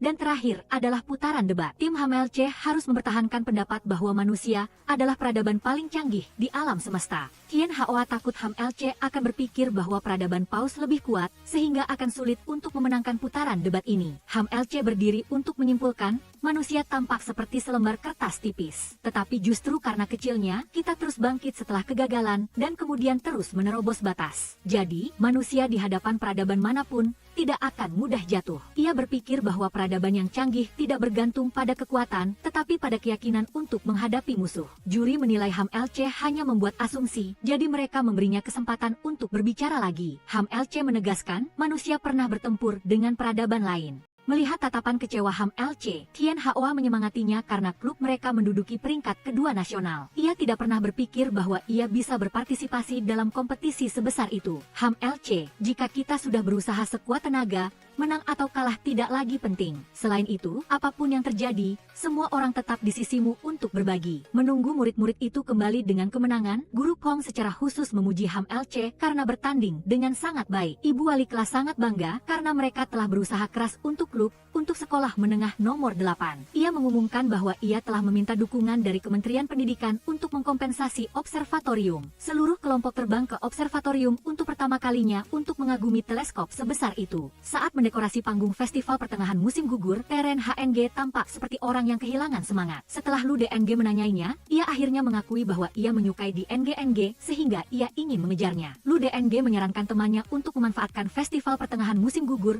untuk meningkatkan tingkat keberhasilan pengakuan cintanya. Sebelum pertunjukan, TRNHNG meminta DNG untuk bertemu secara pribadi. Ia bertanya apakah ia membencinya sehingga ia menghindarinya akhir-akhir ini. Setelah mendengar DNG menyangkalnya, TRNHNG bertanya jika ia tidak membencinya, apakah ia menyadarinya. Ia ingin mendengarkan sebuah lagu bersama DNG untuk menunggu jawabannya. Setelah lagu selesai, TRNHNG seolah-olah mendapatkan keberanian ekstra dan mengaku bahwa ia sangat menyukai DNG. Ia tahu bahwa ia tidak setampan pemeran utama pria dalam drama idola, tetapi ia bersedia melindunginya kapan saja. Di atap, ING juga memberikan kejutan untuk Vien.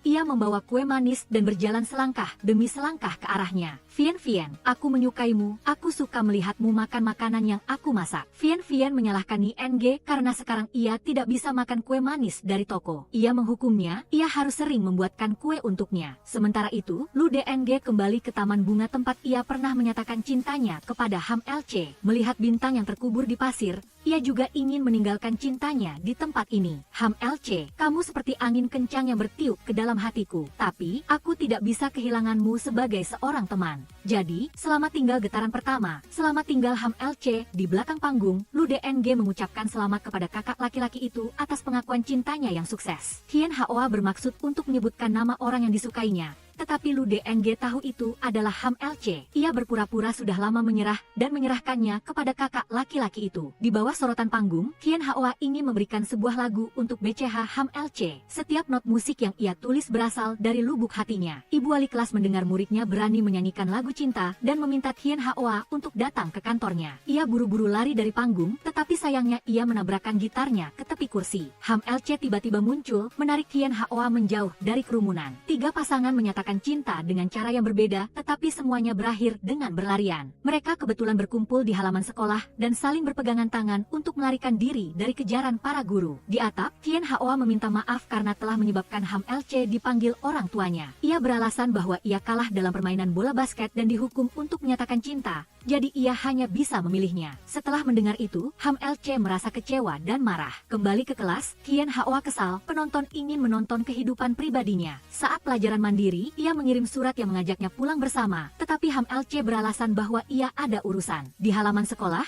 Hien Haoa melihat Ham LC pergi bersama Ontri. ING menebak bahwa Ham LC tahu Ontri sedang bersiap untuk ujian masuk sekolah pilot, jadi ia meminta pengalamannya terlebih dahulu. Mendengar Lu DNG mengatakan bahwa mereka berdua bisa pergi menonton film atau makan malam, Hien Haoa marah dan mengunci roda sepeda temannya. Setelah mengetahui adanya cinta monyet, para guru dan orang tua mengawasi anak-anak mereka. Vian melihat anak laki-laki dari kejauhan dan memberi isyarat kepada mereka untuk mengambil barang-barang dari loker minuman. ING mendapatkan daftar kue manis yang disukai Vian, TRNHNG mendapatkan mainan di NGNG, hanya Hien Haoa yang tidak mendapatkan apa-apa dari Ham LC. Saat sedang melakukan panggilan grup, di NGNG menerima telepon dari Ham LC. Ia berteriak keras saat mendengar sahabatnya berjalan-jalan di tengah musim dingin bersama Ontri. Lu DNG menduga setiap kata yang keluar dari mulut di NGNG mengenai paru-paru kakak laki-laki itu. Hien Haoa lari ke area perumahan, menunggu Ham LC di tengah hujan dan hawa dingin. Akhirnya ia kembali, ia beralasan menunggu ING untuk mengambil beberapa barang. Mendengar Hien Haoa menanyakan kemana ia pergi bersama Ontri, Ham LC menuduhnya mengintainya. Hien Haoa berpikir bahwa sebagai sekutu, mereka harus saling menyayangi. Ham LC mengatakan bahwa ia pergi melihat lokasi ujian bersama Ontri. Karena hanya ada satu slot penerimaan untuk perempuan dalam 2 tahun, ia harus bersiap dengan cermat. Menunggu ketiga gadis itu lewat, pemilik toko makanan ringan mengingatkan mereka untuk mengambil barang-barang di lemari es. ING mengirim kue kering untuk Vian, sementara TRNHNG memberikan piringan musik untuk di NGNG. Ham LC juga melihat, tetapi tidak ada hadiah untuknya. Sejak saat itu, lemari es toko makanan ringan menjadi kotak pertukaran token. Melihat tatapan canggung antara Ham LC dan Hien Haoa, Vian menebak bahwa ia sendiri memiliki perasaan terhadapnya. Meskipun Ham LC bersikeras menyangkalnya, Vian yakin ia hanya berpura-pura tidak mengerti. Vian berpikir bahwa jika seseorang menyukai seseorang, cukup dengan melihatnya untuk mengerti perasaannya. Keesokan harinya, Ham LC mengantar Ontri untuk ujian agar ia dapat memahami proses rekrutmen pilot. Hien Haoa mengajak Lu DNG untuk membeli gitar, sekaligus mengawasi Ham LC.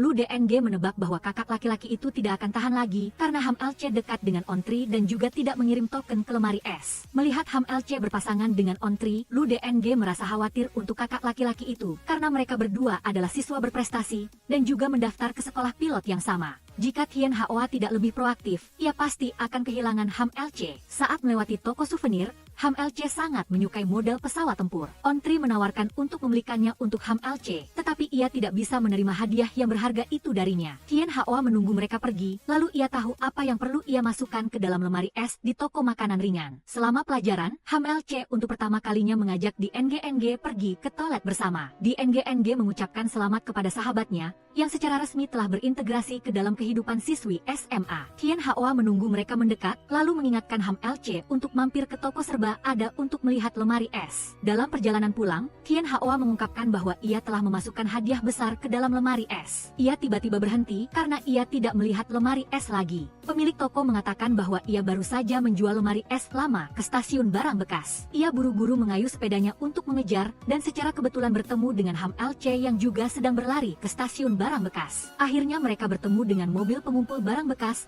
Ham LC terbang untuk mencari hadiah. Hien Haoa menghentikannya karena tempat itu tidak cocok untuk membuka hadiah. Melihat pengemudi keluar, mereka buru-buru bersembunyi di bawah kardus. Tian Hao menyuruh Ham LC untuk menutup matanya, agar ia bisa membuka pintu lemari es terlebih dahulu. Ia dengan bersemangat membuka hadiah, dan ternyata itu adalah model pesawat tempur yang sangat ia sukai. Ham LC menemukan bahwa di dalam lemari es juga ada sebuah gitar. Tian Hao mengira orang-orang membuangnya, tetapi ternyata itu adalah hadiah dari Ham LC untuknya. Ia menyaksikan kisah cinta yang manis antara Tin Mon dan Tn Gengwin, sementara ia menggunakan uang untuk membeli gitar untuk membeli model pesawat untuknya. Tian Hao, bisakah kamu menyanyikan kembali lagu di pesta pertengahan musim gugur? Dalam angin yang berhembus, Ham LC mendengarkan suara nyanyian yang bercampur dengan suara gitar Tian Hao.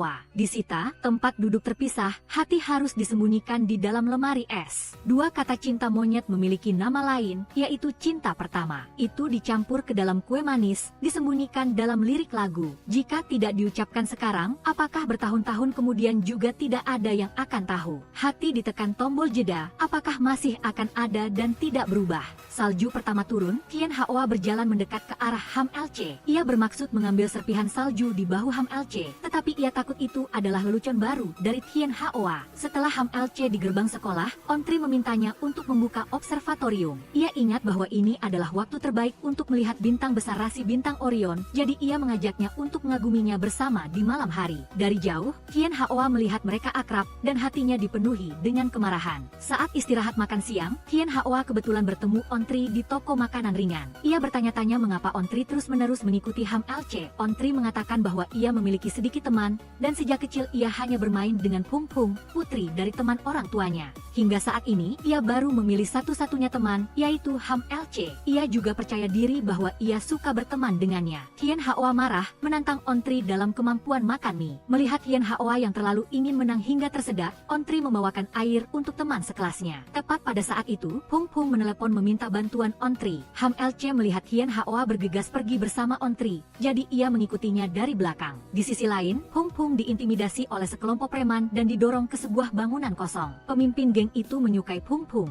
jadi ia memaksanya untuk menjadi pacarnya. Pung Pung gemetar ketakutan, mengatakan bahwa ia memiliki pacar yang sangat pandai bela diri. Pemimpin geng itu tidak percaya, dan menantangnya untuk memanggil pacarnya ke sana. Tian Hao merebut telepon dan memberikannya kepada Pung Pung, menyuruhnya untuk segera mencari On Tri. Pung Pung memohon kepada Tian Hao untuk berpura-pura menjadi pacarnya, untuk mengusir preman itu. Tian Hao setuju. Tepat saat Ham LC datang, preman itu melihat gadis cantik dan langsung mendekati Ham LC untuk mengajaknya bicara. Tian Hao kehilangan kendali dan langsung menerjang serta memukulnya hingga jatuh ke tanah. Para pengikutnya maju untuk mengendalikan Tian Hao, memaksa Ham LC untuk turun tangan. Vian berteriak dari belakang bahwa polisi datang, menyebabkan para preman berlarian. Di rumah sakit, Tian Hao meminta teman-temannya untuk meminta izin cuti untuknya. Pung Pung mengatakan bahwa ia tidak memiliki pelajaran sore, jadi ia menawarkan diri untuk tinggal bersamanya. Setelah mendengar itu, Ham LC buru-buru menarik Tian Hao keluar. Ia beralasan mewakili organisasi, bertanya apakah sekutunya sudah pacaran. Tian Hao mengklarifikasi bahwa ia hanya menipu para preman itu, memastikan tidak ada apa-apa dengan Pung Pung. Ham LC menyuruhnya untuk selesai diperban, dan tidak boleh meminta Pung Pung untuk mengantarnya pulang. Setelah Pung Pung selesai mengambil obat, Tian Hao menyuruhnya untuk tidak terus mengikutinya. Ia mengingatkannya untuk memperhatikan keselamatannya, dan jangan lagi mengakuinya sebagai pacarnya. Pung Pung tahu Tian Hao menyukai Ham LC. Ia menjadi bersemangat ketika preman itu berencana untuk mempermainkannya. Pung Pung menebak bahwa Ham LC juga melihat perasaannya. Ia hanya sengaja berpura-pura bodoh. Untuk membalas budi, Pung Pung mengungkapkan bahwa malam ini, On Tri akan melihat bintang bersama Ham LC. Di observatorium, On Tri awalnya ingin memotret bintang, tetapi ia secara tidak sadar mengarahkan lensa ke arah Ham LC. Ia tiba-tiba menemukan bahwa bintang dan paus secara bertahap meredup. Di luar, Tian Hao belum berani membuka pintu observatorium. Pung Pung menebak seorang gadis yang berpura-pura bodoh, entah menunggu ia mengambil inisiatif untuk menyatakan cinta, atau tidak menyukainya. Tian Hao yakin Ham LC tidak menyukai On Tri, jadi ia memutuskan untuk membuka pintu. Tetapi di depan matanya, mereka berdua sangat dekat. Mendengar Pung Pung mengantar Tian Hao pulang sambil mampir untuk melihat bintang nebula, Ham LC menunjukkan ketidaknyamanannya. Ia bermaksud memberi tempat kepada kedua temannya, tetapi Tian Hao ingin mengantar Ham LC pulang. Ia menanyainya, mengapa ia berpura-pura tidak tahu perasaannya. Ham LC, kamu marah karena aku tidak menyatakan cinta dengan serius, mengumpulkan semua uang untuk membeli gitar, tidak melawan ketika aku mendekat, dan juga merasa tidak nyaman saat aku mengaku sebagai pacar Pung Pung. Jika kamu menunggu pernyataan cinta yang serius, aku akan mengatakannya sekarang. Ham LC menutup mulut Tian Hao, karena jika harus memilih memilih antara ia dan Ontri, ia pasti akan berada di sisi Ontri. Sesampai di rumah, Tien Hoa dengan marah menyerbu kamar Tien Him. Ia menanyai Tien Him, mengapa sekutu tidak bisa saling mencintai. Ham LC juga menduga bahwa saat bertarung, sekutu tidak bisa terganggu oleh perasaan. Namun, ia telah kehilangan satu ginjal. Sementara itu, Ham LC berani percaya. Tien Him bercerita bahwa pada usia 13 tahun, Ham LC sering memposting di forum astronomi untuk mencari sekutu. Akibatnya, seorang pria mengajaknya bertemu secara online dan hampir berhasil menipunya. Kang Hin Tao membenci sikap sombong ibu mereka untuk melindungi Ham LC. Tien Hoa mengakui bahwa ia menyukai Ham LC, tetapi ia baru saja ditolak olehnya. Di sisi lain, Ham LC mencari tahu alasan mengapa bintang rasi bintang Paus meredup. Karena itu adalah bintang yang stabil seperti matahari, itu tidak bisa meredup secara bertahap. Sesampai di sekolah, Ham LC buru-buru memberitahu sekutunya bahwa bintang rasi bintang Paus tiba-tiba meredup. Itu membuktikan bahwa alien rasi bintang Paus mungkin ingin menyerang planet lain. Ia khawatir mereka akan kembali ke bumi. Karena pertempurannya mendesak, Ham LC ingin membentuk kembali tim HN tetapi belum berhasil menarik anggota baru. Ia mengumpulkan seluruh kelompok di klub, dan Ham LC mengungkapkan bahwa pesan di pagar semuanya dikirim oleh kakaknya dari bintang rasi bintang Paus. Pada tahun 1999, ia dan kakaknya telah melindungi bumi dari perang invasi alien. Saat ini, orang-orang di rasi bintang Paus mungkin akan kembali untuk menyerang bumi. Oleh karena itu, ia membutuhkan teman-temannya untuk bekerja sama, dengan berani mengambil senjata untuk melindungi dunia. Tien Hoa memperkenalkan diri, ia adalah sekutu Kapten Ham LC. Dalam perang besar pada tahun 1999, ia mencoba memberi isyarat kepada semua orang untuk setuju melindungi bumi bersama Kapten. Di NG berdiri, bersedia melakukan apa saja bersama Ham LC. Anggota lain mengerti dan setuju untuk bergabung dengan tim HN.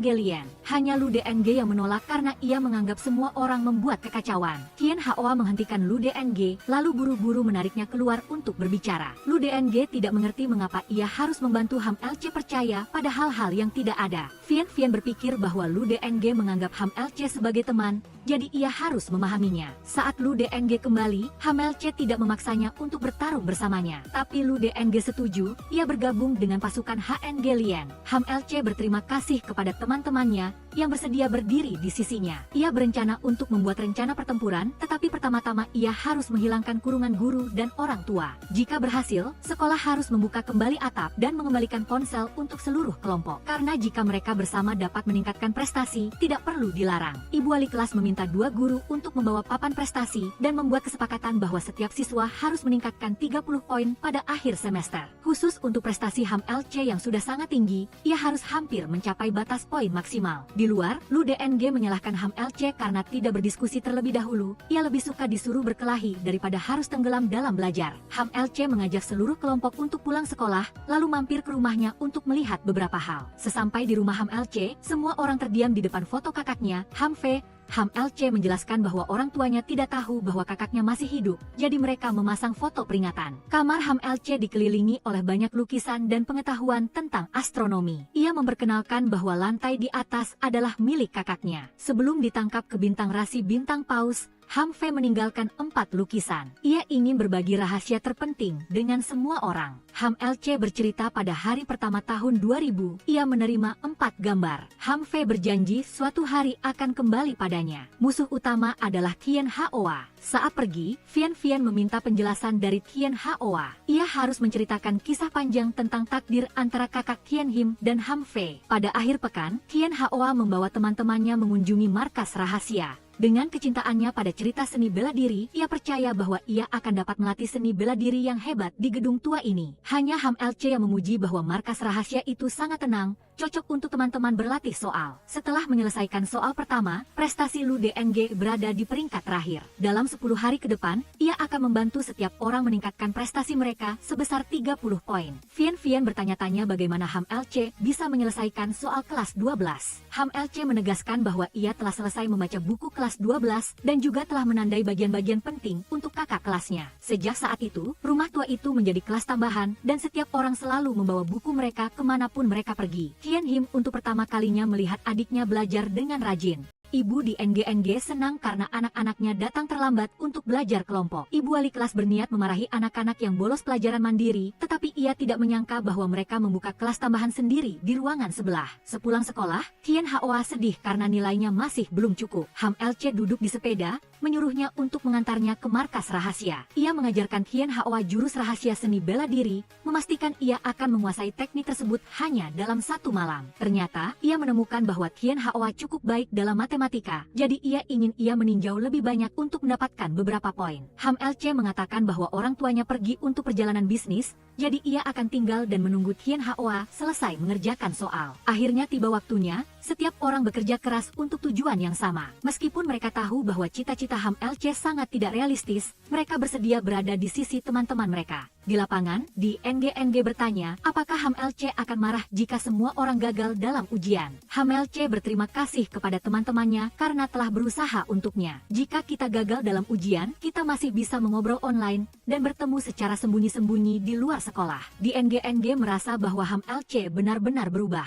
Ham LC mengaku bahwa sejak ia berbagi rahasia dengan teman-temannya, ia merasa jauh lebih lega. Selama ia bisa berada di sisi semua orang, ia tidak takut lagi. Mendengar ibu wali kelas menempelkan nilai ujian, para murid bergegas untuk melihat prestasi mereka. Guru Kuach menyuruh mereka untuk tidak melihatnya dan mengikutinya ke kantor. Menghadapi ibu wali kelas yang memegang papan prestasi, setiap orang tegang dan tidak berani bergerak. Guru Pong membuka kotak peralatan, mengembalikan ponsel kepada para siswa. Ibu wali kelas mengumumkan bahwa ketujuh siswa itu telah lulus ujian dengan sangat baik, terutama Ham LC yang memimpin di seluruh sekolah. Ham LC memegang kunci, mengajak semua orang naik ke atap untuk menerima hadiah. Akhirnya, seluruh kelompok kembali ke markas rahasia mereka. Ham LC meminta teman-temannya untuk berbalik agar ia bisa mengungkapkan beberapa hal yang ingin ia katakan. Sahabat-sahabat terbaikku yang terkasih, terima kasih atas pengertian kalian. Berteman dengan kalian adalah keberuntungan terbesar dalam hidup ini. Aku telah menyiapkan hadiah kecil untuk setiap orang. Selamat datang di pasukan HNG Lien. Di langit, sebuah bintang jatuh tiba-tiba melesat, seluruh kelompok berteriak keras bahwa api HNG Lien tidak akan padam,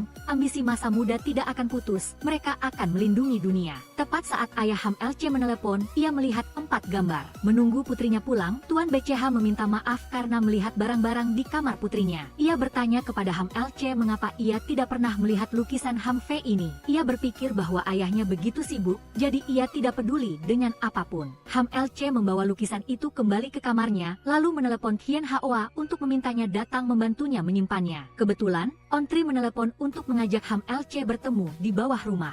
Ham LC bertanya ada apa. Ia mengatakan bahwa ia akan mengikuti ujian pilot putaran kedua besok, jadi ia ingin bertemu dengannya untuk mendapatkan keberuntungan. Ham LC mendoakan agar Ontri berhasil dalam ujiannya dan segera terbang ke langit biru. Menunggu Ontri pergi, Ham LC memberikan gambar-gambar itu kepada Hien Hoa. Ia melihatnya pergi segera setelah ia selesai berbicara. Ia menyalahkan Ham LC karena merayakan dengan Ontri dan mengusirnya setelah hanya berbicara 2 kalimat. Pada akhir pekan, seluruh kelompok mengajak satu sama lain untuk lari pagi. Ham LC mengambil kesempatan untuk mengajak Ontri bertemu untuk menanyakan informasi tentang putaran kedua penerimaan pilot. Hung Hung menyiapkan sarapan untuk semua orang dan secara khusus membeli steak untuk Hien Hoa. Ontri mengatakan bahwa bagian tes kursi putar telah menyingkirkan banyak kandidat, tetapi ia diajarkan beberapa trik latihan oleh orang senior. Ham LC meminta Ontri untuk mengajari semua orang juga. Ontri menyuruh mereka untuk membungkuk dan berputar 15 kali, lalu mereka harus bisa menyentuh batang pohon di depan mereka. Tetapi setelah berputar 15 kali, semua orang pusing hingga berjalan terhuyung-huyung. Saat giliran 2 kandidat angkatan udara, mereka berputar hingga 25 kali. Ontri layak menjadi pilot masa depan, sementara Ham LC jatuh ke tanah. Ia tidak menyerah, sampai kepalanya terbentur batu. Mengejar Ham LC, Hien Hoa ingin mendengar isi hatinya. Ham LC mengatakan bahwa ia berputar dengan sangat buruk, itu membuktikan bahwa ia tidak bisa menjadi pilot. Hien Hoa, apakah aku benar-benar prajurit tim HNG Lien, pernah menerbangkan pesawat tempur? Jika pertempuran abad itu nyata, mengapa aku tidak bisa melewati tes kecil angkatan udara? Hien Hoa sebagai sekutu mengingat semua kenangan tentang pertempuran itu, dan menegaskan bahwa Ham LC Che adalah seorang pilot yang luar biasa. Dia diam-diam tahu tidak akan bisa berbohong lama, tetapi tidak bisa melihatnya begitu kacau. Saat pulang, Hanlu melihat ayahnya mengobrak-abrik kamarnya. Ayah Bai bertanya, apa sebenarnya perang abad itu? Hanlu, ayah takut kamu mengalami sesuatu, takut kehilangan satu anak perempuan lagi. Ayah tahu ayah tidak menjalankan tanggung jawab dengan baik, tetapi ayah harus membuatmu percaya bahwa Hanyu sudah tiada. Xiaolu, ayah dan ibu melihat sendiri Xiaoyu menutup matanya untuk selamanya, dan juga menguburkan abunya. Ayah mohon kamu sadar, percayai ayah sekali saja. Hanlu tidak menerima, menegaskan bahwa kakaknya tidak meninggal. Di sisi lain, Diang bertemu dengan Tianhe. Dia telah berdiskusi dengan semua orang, mereka semua ingin menyadarkan Hanlu. Daewoo menyalahkan dirinya sendiri karena berpikir sederhana hanya bermain dengan Hanlu. Tetapi setelah dipikir-pikir, dia menipunya. Tetapi jarum yang disimpan lama-lama akan terungkap. Jika harapan perlahan memudar, jika Hanlu tidak lulus ujian pilot, jika Hanyu tidak pernah muncul, bagaimana nasib Hanlu? Tianhe tiba-tiba menyadari niat Hanyu ketika menggambar karakter sekutu, yaitu untuk menyadarkan Hanlu. Tepat pada saat itu, mereka melihat ibu Hanlu panik mencari putrinya. Dia menceritakan bahwa suaminya, dalam keadaan emosi yang sesaat, telah mengungkapkan kepergian Hanyu. Di bawah hujan lebat, ayah dan ibu Hanlu bersama dengan teman-temannya, berpisah untuk mencari Hanlu kemana-mana. Tianhe berlari ke observatorium, melihat Hanlu duduk meringkuk di bawah sudut meja, dia merasa sedih, dan dengan cepat memeluknya erat-erat. Tianhe, ayah dan ibu adalah mata-mata yang bersembunyi di bumi. Mereka selalu bersembunyi di sampingku, untuk menghancurkanku. Tianhe, aku hanya punya kamu. Tianhe tahu tidak bisa membiarkan ini berlarut-larut, dia dengan cepat menyeka air matanya, dengan kuat menyadarkannya. Bek Hanlu, aku bukan sekutumu. Dulu aku tidak percaya kata-katamu, baru itulah kebenarannya. Hanlu marah dan menganggap bahwa Tianhe juga mata-mata, datang untuk memberikan pukulan terakhir padanya pada saat ini. Bek Hanlu, aku bukan sekutu atau mata-mata, tetapi hanya temanmu. Hanlu menampar Tianhe tepat di wajahnya, tidak mengizinkannya muncul di hadapannya lagi. Setelah itu, dia menemui Cheonyeom. Tianhe memohon kakaknya untuk menyelamatkan Hanlu. Karena hal-hal tidak nyata di kepalanya, dia berbalik hingga kepalanya terbentur batu, bertengkar dengan ayah dan ibu, bahkan memukul teman-temannya. Dia memohon kepada kakak perempuannya untuk tidak merusak seluruh hidup Hanlu hanya karena sebuah mimpi. Tetapi Tianhe, jika Hanyu pada tahun itu tidak mengarang mimpi ini, mungkin hidup Hanlu sudah lama hancur. Kakak tidak memiliki hak untuk mengubah cerita Hanyu, jadi dia tidak akan membangunkan Hanlu. Sampai keesokan paginya, Hanlu masih tidak mau membuka observatorium. Melihat ayahnya mendobrak pintu, dia menyuruh semua orang untuk tidak peduli padanya. Seperti itu, Hanlu mengunci diri di observatorium selama beberapa hari berturut-turut. Ayahnya ingin mendobrak pintu, tetapi dia takut Hanlu akan melukai dirinya sendiri karena emosi. Seluruh kelompok membawa makanan dan bersama-sama menunggu Hanlu keluar. Tianhe memainkan lagu yang baru saja dia ciptakan, meminta Hanlu untuk membantunya memberi nama. Melodi yang lembut namun penuh kerinduan memanggil langkah kaki Hanlu, tetapi dia hanya berjalan beberapa langkah, lalu jatuh tersungkur di tanah. Semua orang mendengar suara dari dalam, dengan cepat mendobrak pintu dan masuk untuk menyelamatkan Hanlu. Bertemu dengan ayah dan ibu Hanlu di ruang rawat inap, Tianhe meninggalkan 4 komik. Dia mendengar paman pernah berkata harus membawa Hanlu untuk pemeriksaan psikologis, jadi dia berharap buku cerita ini dapat membantu sedikit. Ibu Hanlu bertanya kepada suaminya, apa hubungan komik itu dengan putrinya? Ayah Bai menyuruh istrinya untuk tidak khawatir, karena sejak dulu, dia tidak pernah peduli dengan keluarga. Dia ingin menunggu Hanlu sembuh, lalu akan menceraikan istrinya.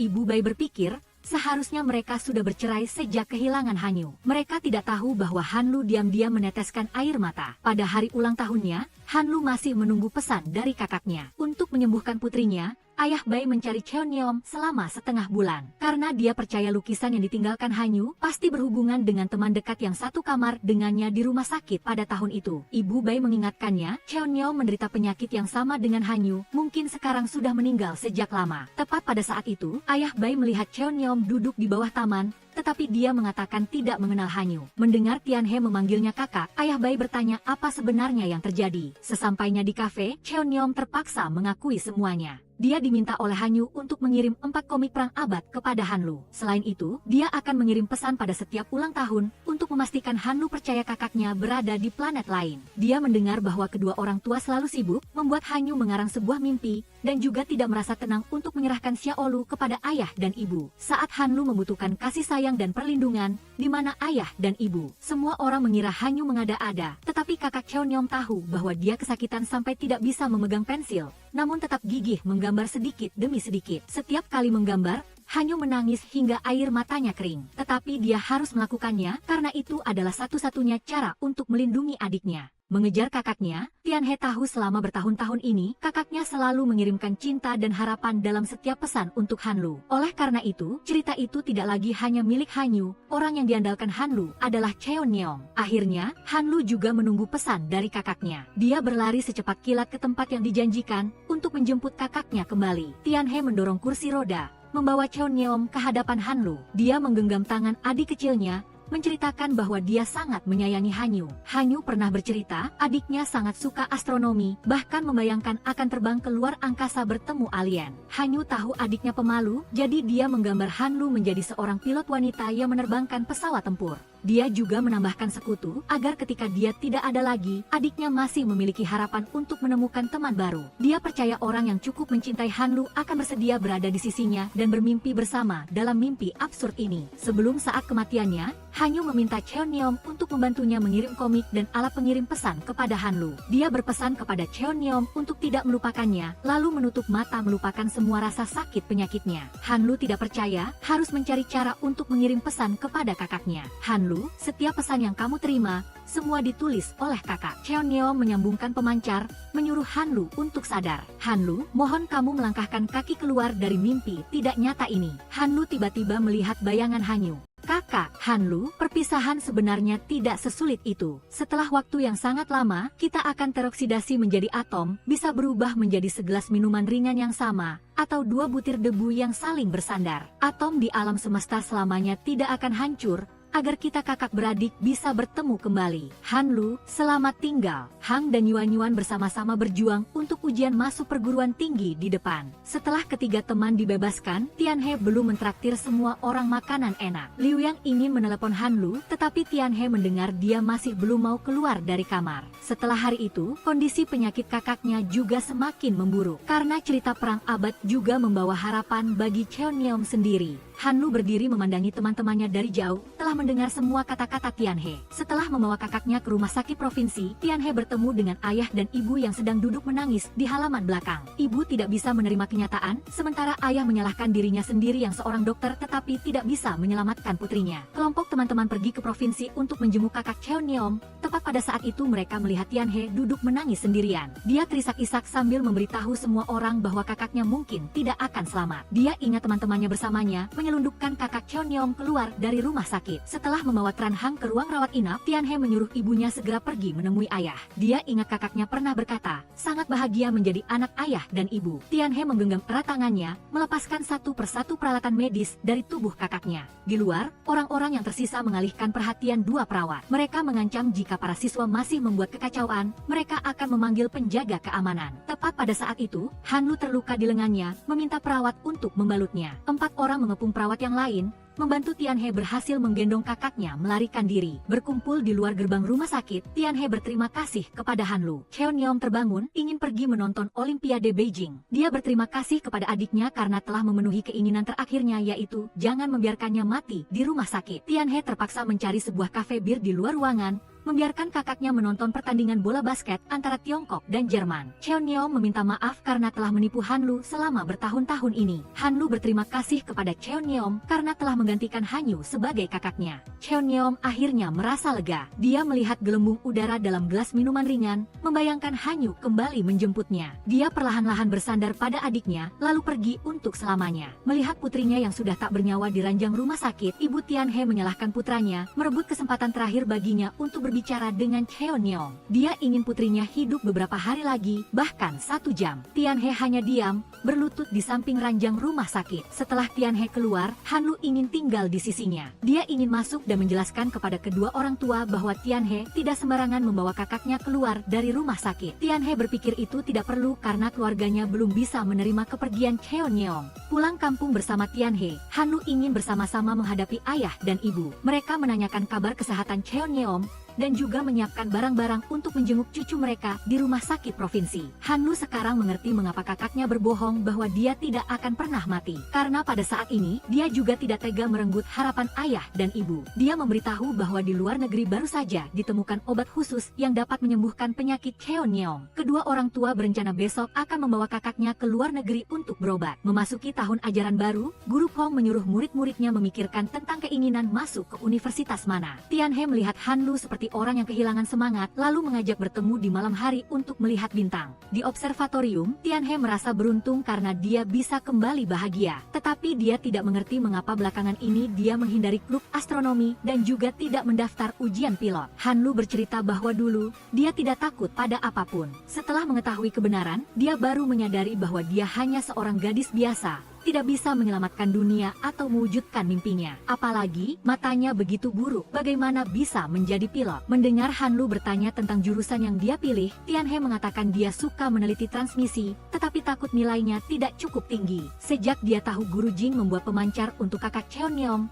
dia jadi tertarik pada hal itu. Tianhe, aku percaya kamu bisa melakukannya. Di atap, Hanlu masih belum tahu akan mengisi keinginan apa. Tianhe berpikir itu hanya formulir simulasi pendaftaran universitas, bukan yang resmi. Dia membantu Hanlu, dan Hanlu mengisi keinginan untuknya. Mereka kebetulan masuk ke universitas utama yang sama di kota. Dia ingat pertama kali melihatnya melihat kembang api, kedua kalinya melihatnya mengarahkan mata ke arah observatorium, ketiga kalinya mendengarnya berteriak lantang harus menjadi pilot. Dia yakin Hanlu tidak bisa meninggalkan langit. Hanlu, mari kita berusaha bersama untuk keinginan ini. Setelah itu, Tianhe, di bawah bimbingan Hanlu, belajar dengan sangat tekun. Dia membaca seluruh puisi panjang dengan lancar, membuat seluruh kelas bertepuk tangan tanpa henti. Saat melihat papan pengumuman hasil akhir semester, dia terus mencari namanya di daftar paling bawah, padahal tidak tahu dirinya sudah naik peringkat ke halaman atas. Pada hari peringatan kematian Hanyu, Tianhe datang mengajak Hanlu pergi bermain. Dia berencana setelah makan mie, akan pergi ke taman bermain untuk mengambil boneka. Hanlu tahu Tianhe ingin dia tidak terlalu sedih pada hari peringatan kematian kakaknya. Hanlu, aku tidak ingin kamu bersedih seharian di depan foto Hanyu. Saat tiba di studio foto, Tianhe tanpa sengaja berkata bahwa di internet diajarkan untuk mengajak pacar ke sini. Hanlu tersenyum tipis, bersama Tianhe mengabadikan banyak momen menyenangkan. Boneka-boneka, Tianhe mencoba berkali-kali namun tetap gagal.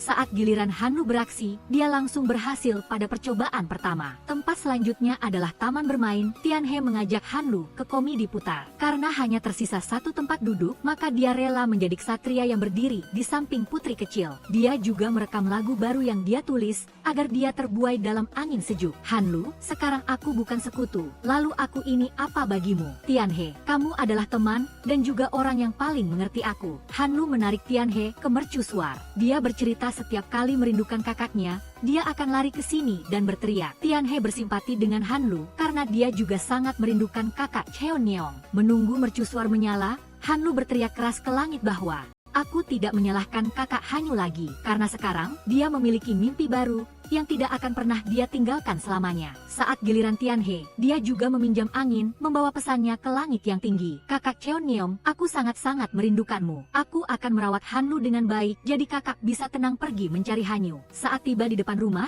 Hanlu mendengar ayah dan ibu menyebut-nyebut soal perceraian. Dia masuk dan berkata, dia sudah tahu sejak lama bahwa ayah dan ibu akan bercerai. Dia tahu sejak Hanyu pergi, keluarganya hidup tidak bahagia. Setelah 9 tahun yang panjang, dia sudah berhasil keluar dari rasa sakit itu, dan juga berharap ayah dan ibu saling melepaskan satu sama lain. Di sisi lain, ayah Tianhe kembali dan memberitahu anaknya bahwa ayah dan ibu meminta untuk pergi pelatihan 2 tahun di luar negeri. Mereka mengambil alasan untuk merawat Cheonyeong, agar kakek dan nenek tidak khawatir. Menghubungi Hanlu, Tianhe curhat, besok ayah dan ibu akan ke luar negeri. Dia bertanya mengapa dia harus berpura-pura kuat jika tidak tega berpisah dengan mereka, katakan saja terus terang. Tianhe mendengar ayah dan ibu Hanlu akan bercerai, juga menasihatinya untuk tidak meninggalkan penyesalan. Pagi-pagi sekali, Tianhe berlari ke bandara untuk mengantar ayah dan ibu. Dia pertama kali mengungkapkan perasaannya, menyalahkan ayah dan ibu yang pergi ke luar negeri selama 2 tahun, tetapi baru memberitahunya sehari sebelum keberangkatan. Ayahnya menjelaskan, dia melakukan itu agar dia tidak tega mengatakan hal itu di depan kakek dan nenek. Tianhe mengingatkan, mereka tidak hanya ayah dan ibu dari kakak, tetapi juga ayah dan ibu darinya. Ayah, ibu, aku juga dilahirkan oleh kalian berdua. Dari kecil hingga besar, ayah dan ibu hanya meminta maaf, tetapi tidak pernah benar-benar berada di sisi anak. Ibu Tianhe meminta maaf karena selalu berpikir putranya kuat. Dia ingin mengajak anak pergi bersama, tetapi Tianhe harus tinggal untuk merawat kakek dan nenek. Saat melangkah masuk ke bandara, Ibu Li menyadari dia sudah terlalu sering meninggalkan anak kecilnya. Dia berbalik dan memeluk anaknya, memutuskan untuk tetap di sisi Tianhe. Di sisi lain,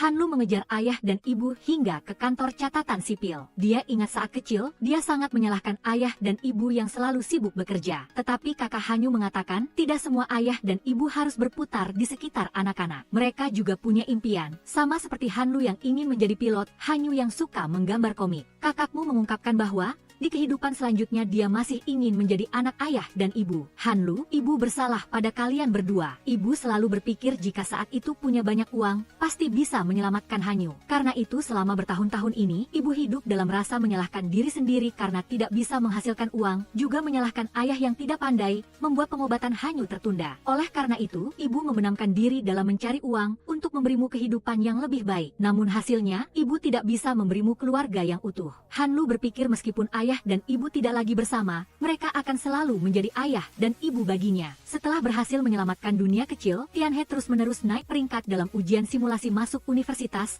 dari peringkat 127 naik ke posisi 60 di seluruh sekolah. Dia memutuskan untuk melakukan operasi untuk mengobati keringat tangannya, agar bisa mengikuti ujian ke fakultas kedokteran yang dia impikan. Meskipun ibunya melarang, Daewong tetap dengan kuat mempertahankan hubungannya dengan Yuan Yuan. Ketika sinar matahari menjadi lebih terik, ujian masuk universitas resmi dimulai. Pada hari terpanas di bulan Juni, ujian terakhir akhirnya selesai, tetapi masa muda masih belum berakhir. Seluruh kelas 12A6 berfoto kenang-kenangan, mengabadikan momen masa muda terindah. Mereka serempak berterima kasih kepada Guru Pong yang telah berjuang selama 3 tahun demi kami. Guru Pong belum sempat mengungkapkan perasaannya, sudah diangkat tinggi-tinggi oleh para murid nakal. Pada saat kelulusan yang suci, Tianhe berniat menyatakan perasaannya kepada Han Lu. Tepat pada saat tim Liu yang kembali, mereka tanpa sengaja merusak rencana Tianhe. Semua orang mengirimkan impian ke dalam pesawat kertas, dan bersama-sama berteriak keras mengucapkan selamat kelulusan. 2 bulan kemudian, semua orang dari arah yang berbeda berkumpul bersama menuju pangkalan rahasia. Mereka mengadakan pesta kecil, berkumpul di samping panci hotpot yang mendidih.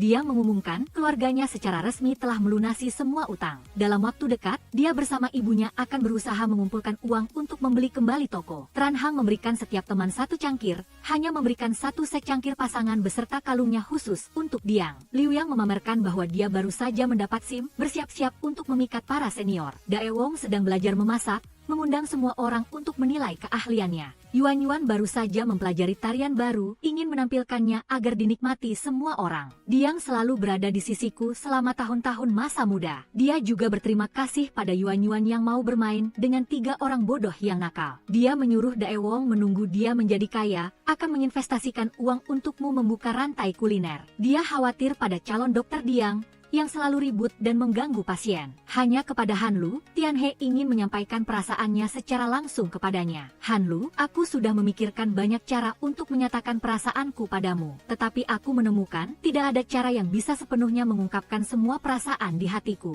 Han Lu, aku selalu bertanya pada diriku sendiri sejak kapan aku menyukaimu. Mungkin saat kamu menggenggam erat tangan kakak Cheonyeong, mungkin saat kamu berkata hanya ada aku. Mungkin momen saat kamu memotong rambutku di bawah sinar matahari terbenam. Mungkin saat kita berdua duduk di atas truk, atau mungkin dari pandangan pertama. Kita sepertinya telah melalui banyak hal. Ada kegembiraan, ada kegilaan. Hari-hari itu meskipun remeh, tetapi perlahan-lahan menyusun seluruh masa muda kita. Di antaranya, kamu adalah kepingan terakhir dalam masa mudaku. Bisa bermimpi bersamamu tentang perang abad adalah pengalaman yang paling sulit dilupakan dalam hidupku. Karena ada kamu, aku menemukan idealisme dan masa depan. Jadi Han Lu, maukah kamu menjadi pacarku? Tianhe, selama itu kamu, aku selalu bersedia. Di bawah sorakan antusias dari teman-teman, Tianhe meletakkan ciuman lembut di dahi Han Lu. Dia menarik seluruh kelompok ke mercusuar, bersama-sama melihat hujan meteor. Dia menyiapkan layang-layang bercahaya agar setiap orang menulis nama mereka di atasnya. Di bawah hujan meteor, kelompok teman-teman mengulang janji 10 tahun. Liu Yang ingin menjadi penyiar, Tran Hang akan menjadi polisi. Yuan Yuan akan terus mengejar tarian, Dae Wong berharap membuka toko kue. Diang bercita-cita menjadi dokter ahli, Han Lu ingin merancang jenis pesawat tempur yang tidak pernah gagal. Sementara Tian He akan melakukan perbuatan heroik. Diang bertanya-tanya, apakah keinginan kita bisa menjadi kenyataan? Tian He berpikir, masa muda memang tidak sempurna. Tetapi selama kita berani mencoba dan berusaha sekuat tenaga, maka masa muda tidak akan menyesal. Meskipun kita akan berpisah ke tempat masing-masing, tetapi pasti akan bertemu lagi. Layang-layang yang membawa impian 7 anak muda telah terbang melesat ke langit yang tinggi. Tidak peduli berapa banyak 10 tahun berlalu, 7 dari mereka akan selalu mengingat mimpi menuju bintang-bintang. Karena itu adalah masa muda yang cemerlang yang tidak akan pernah dilupakan oleh setiap orang.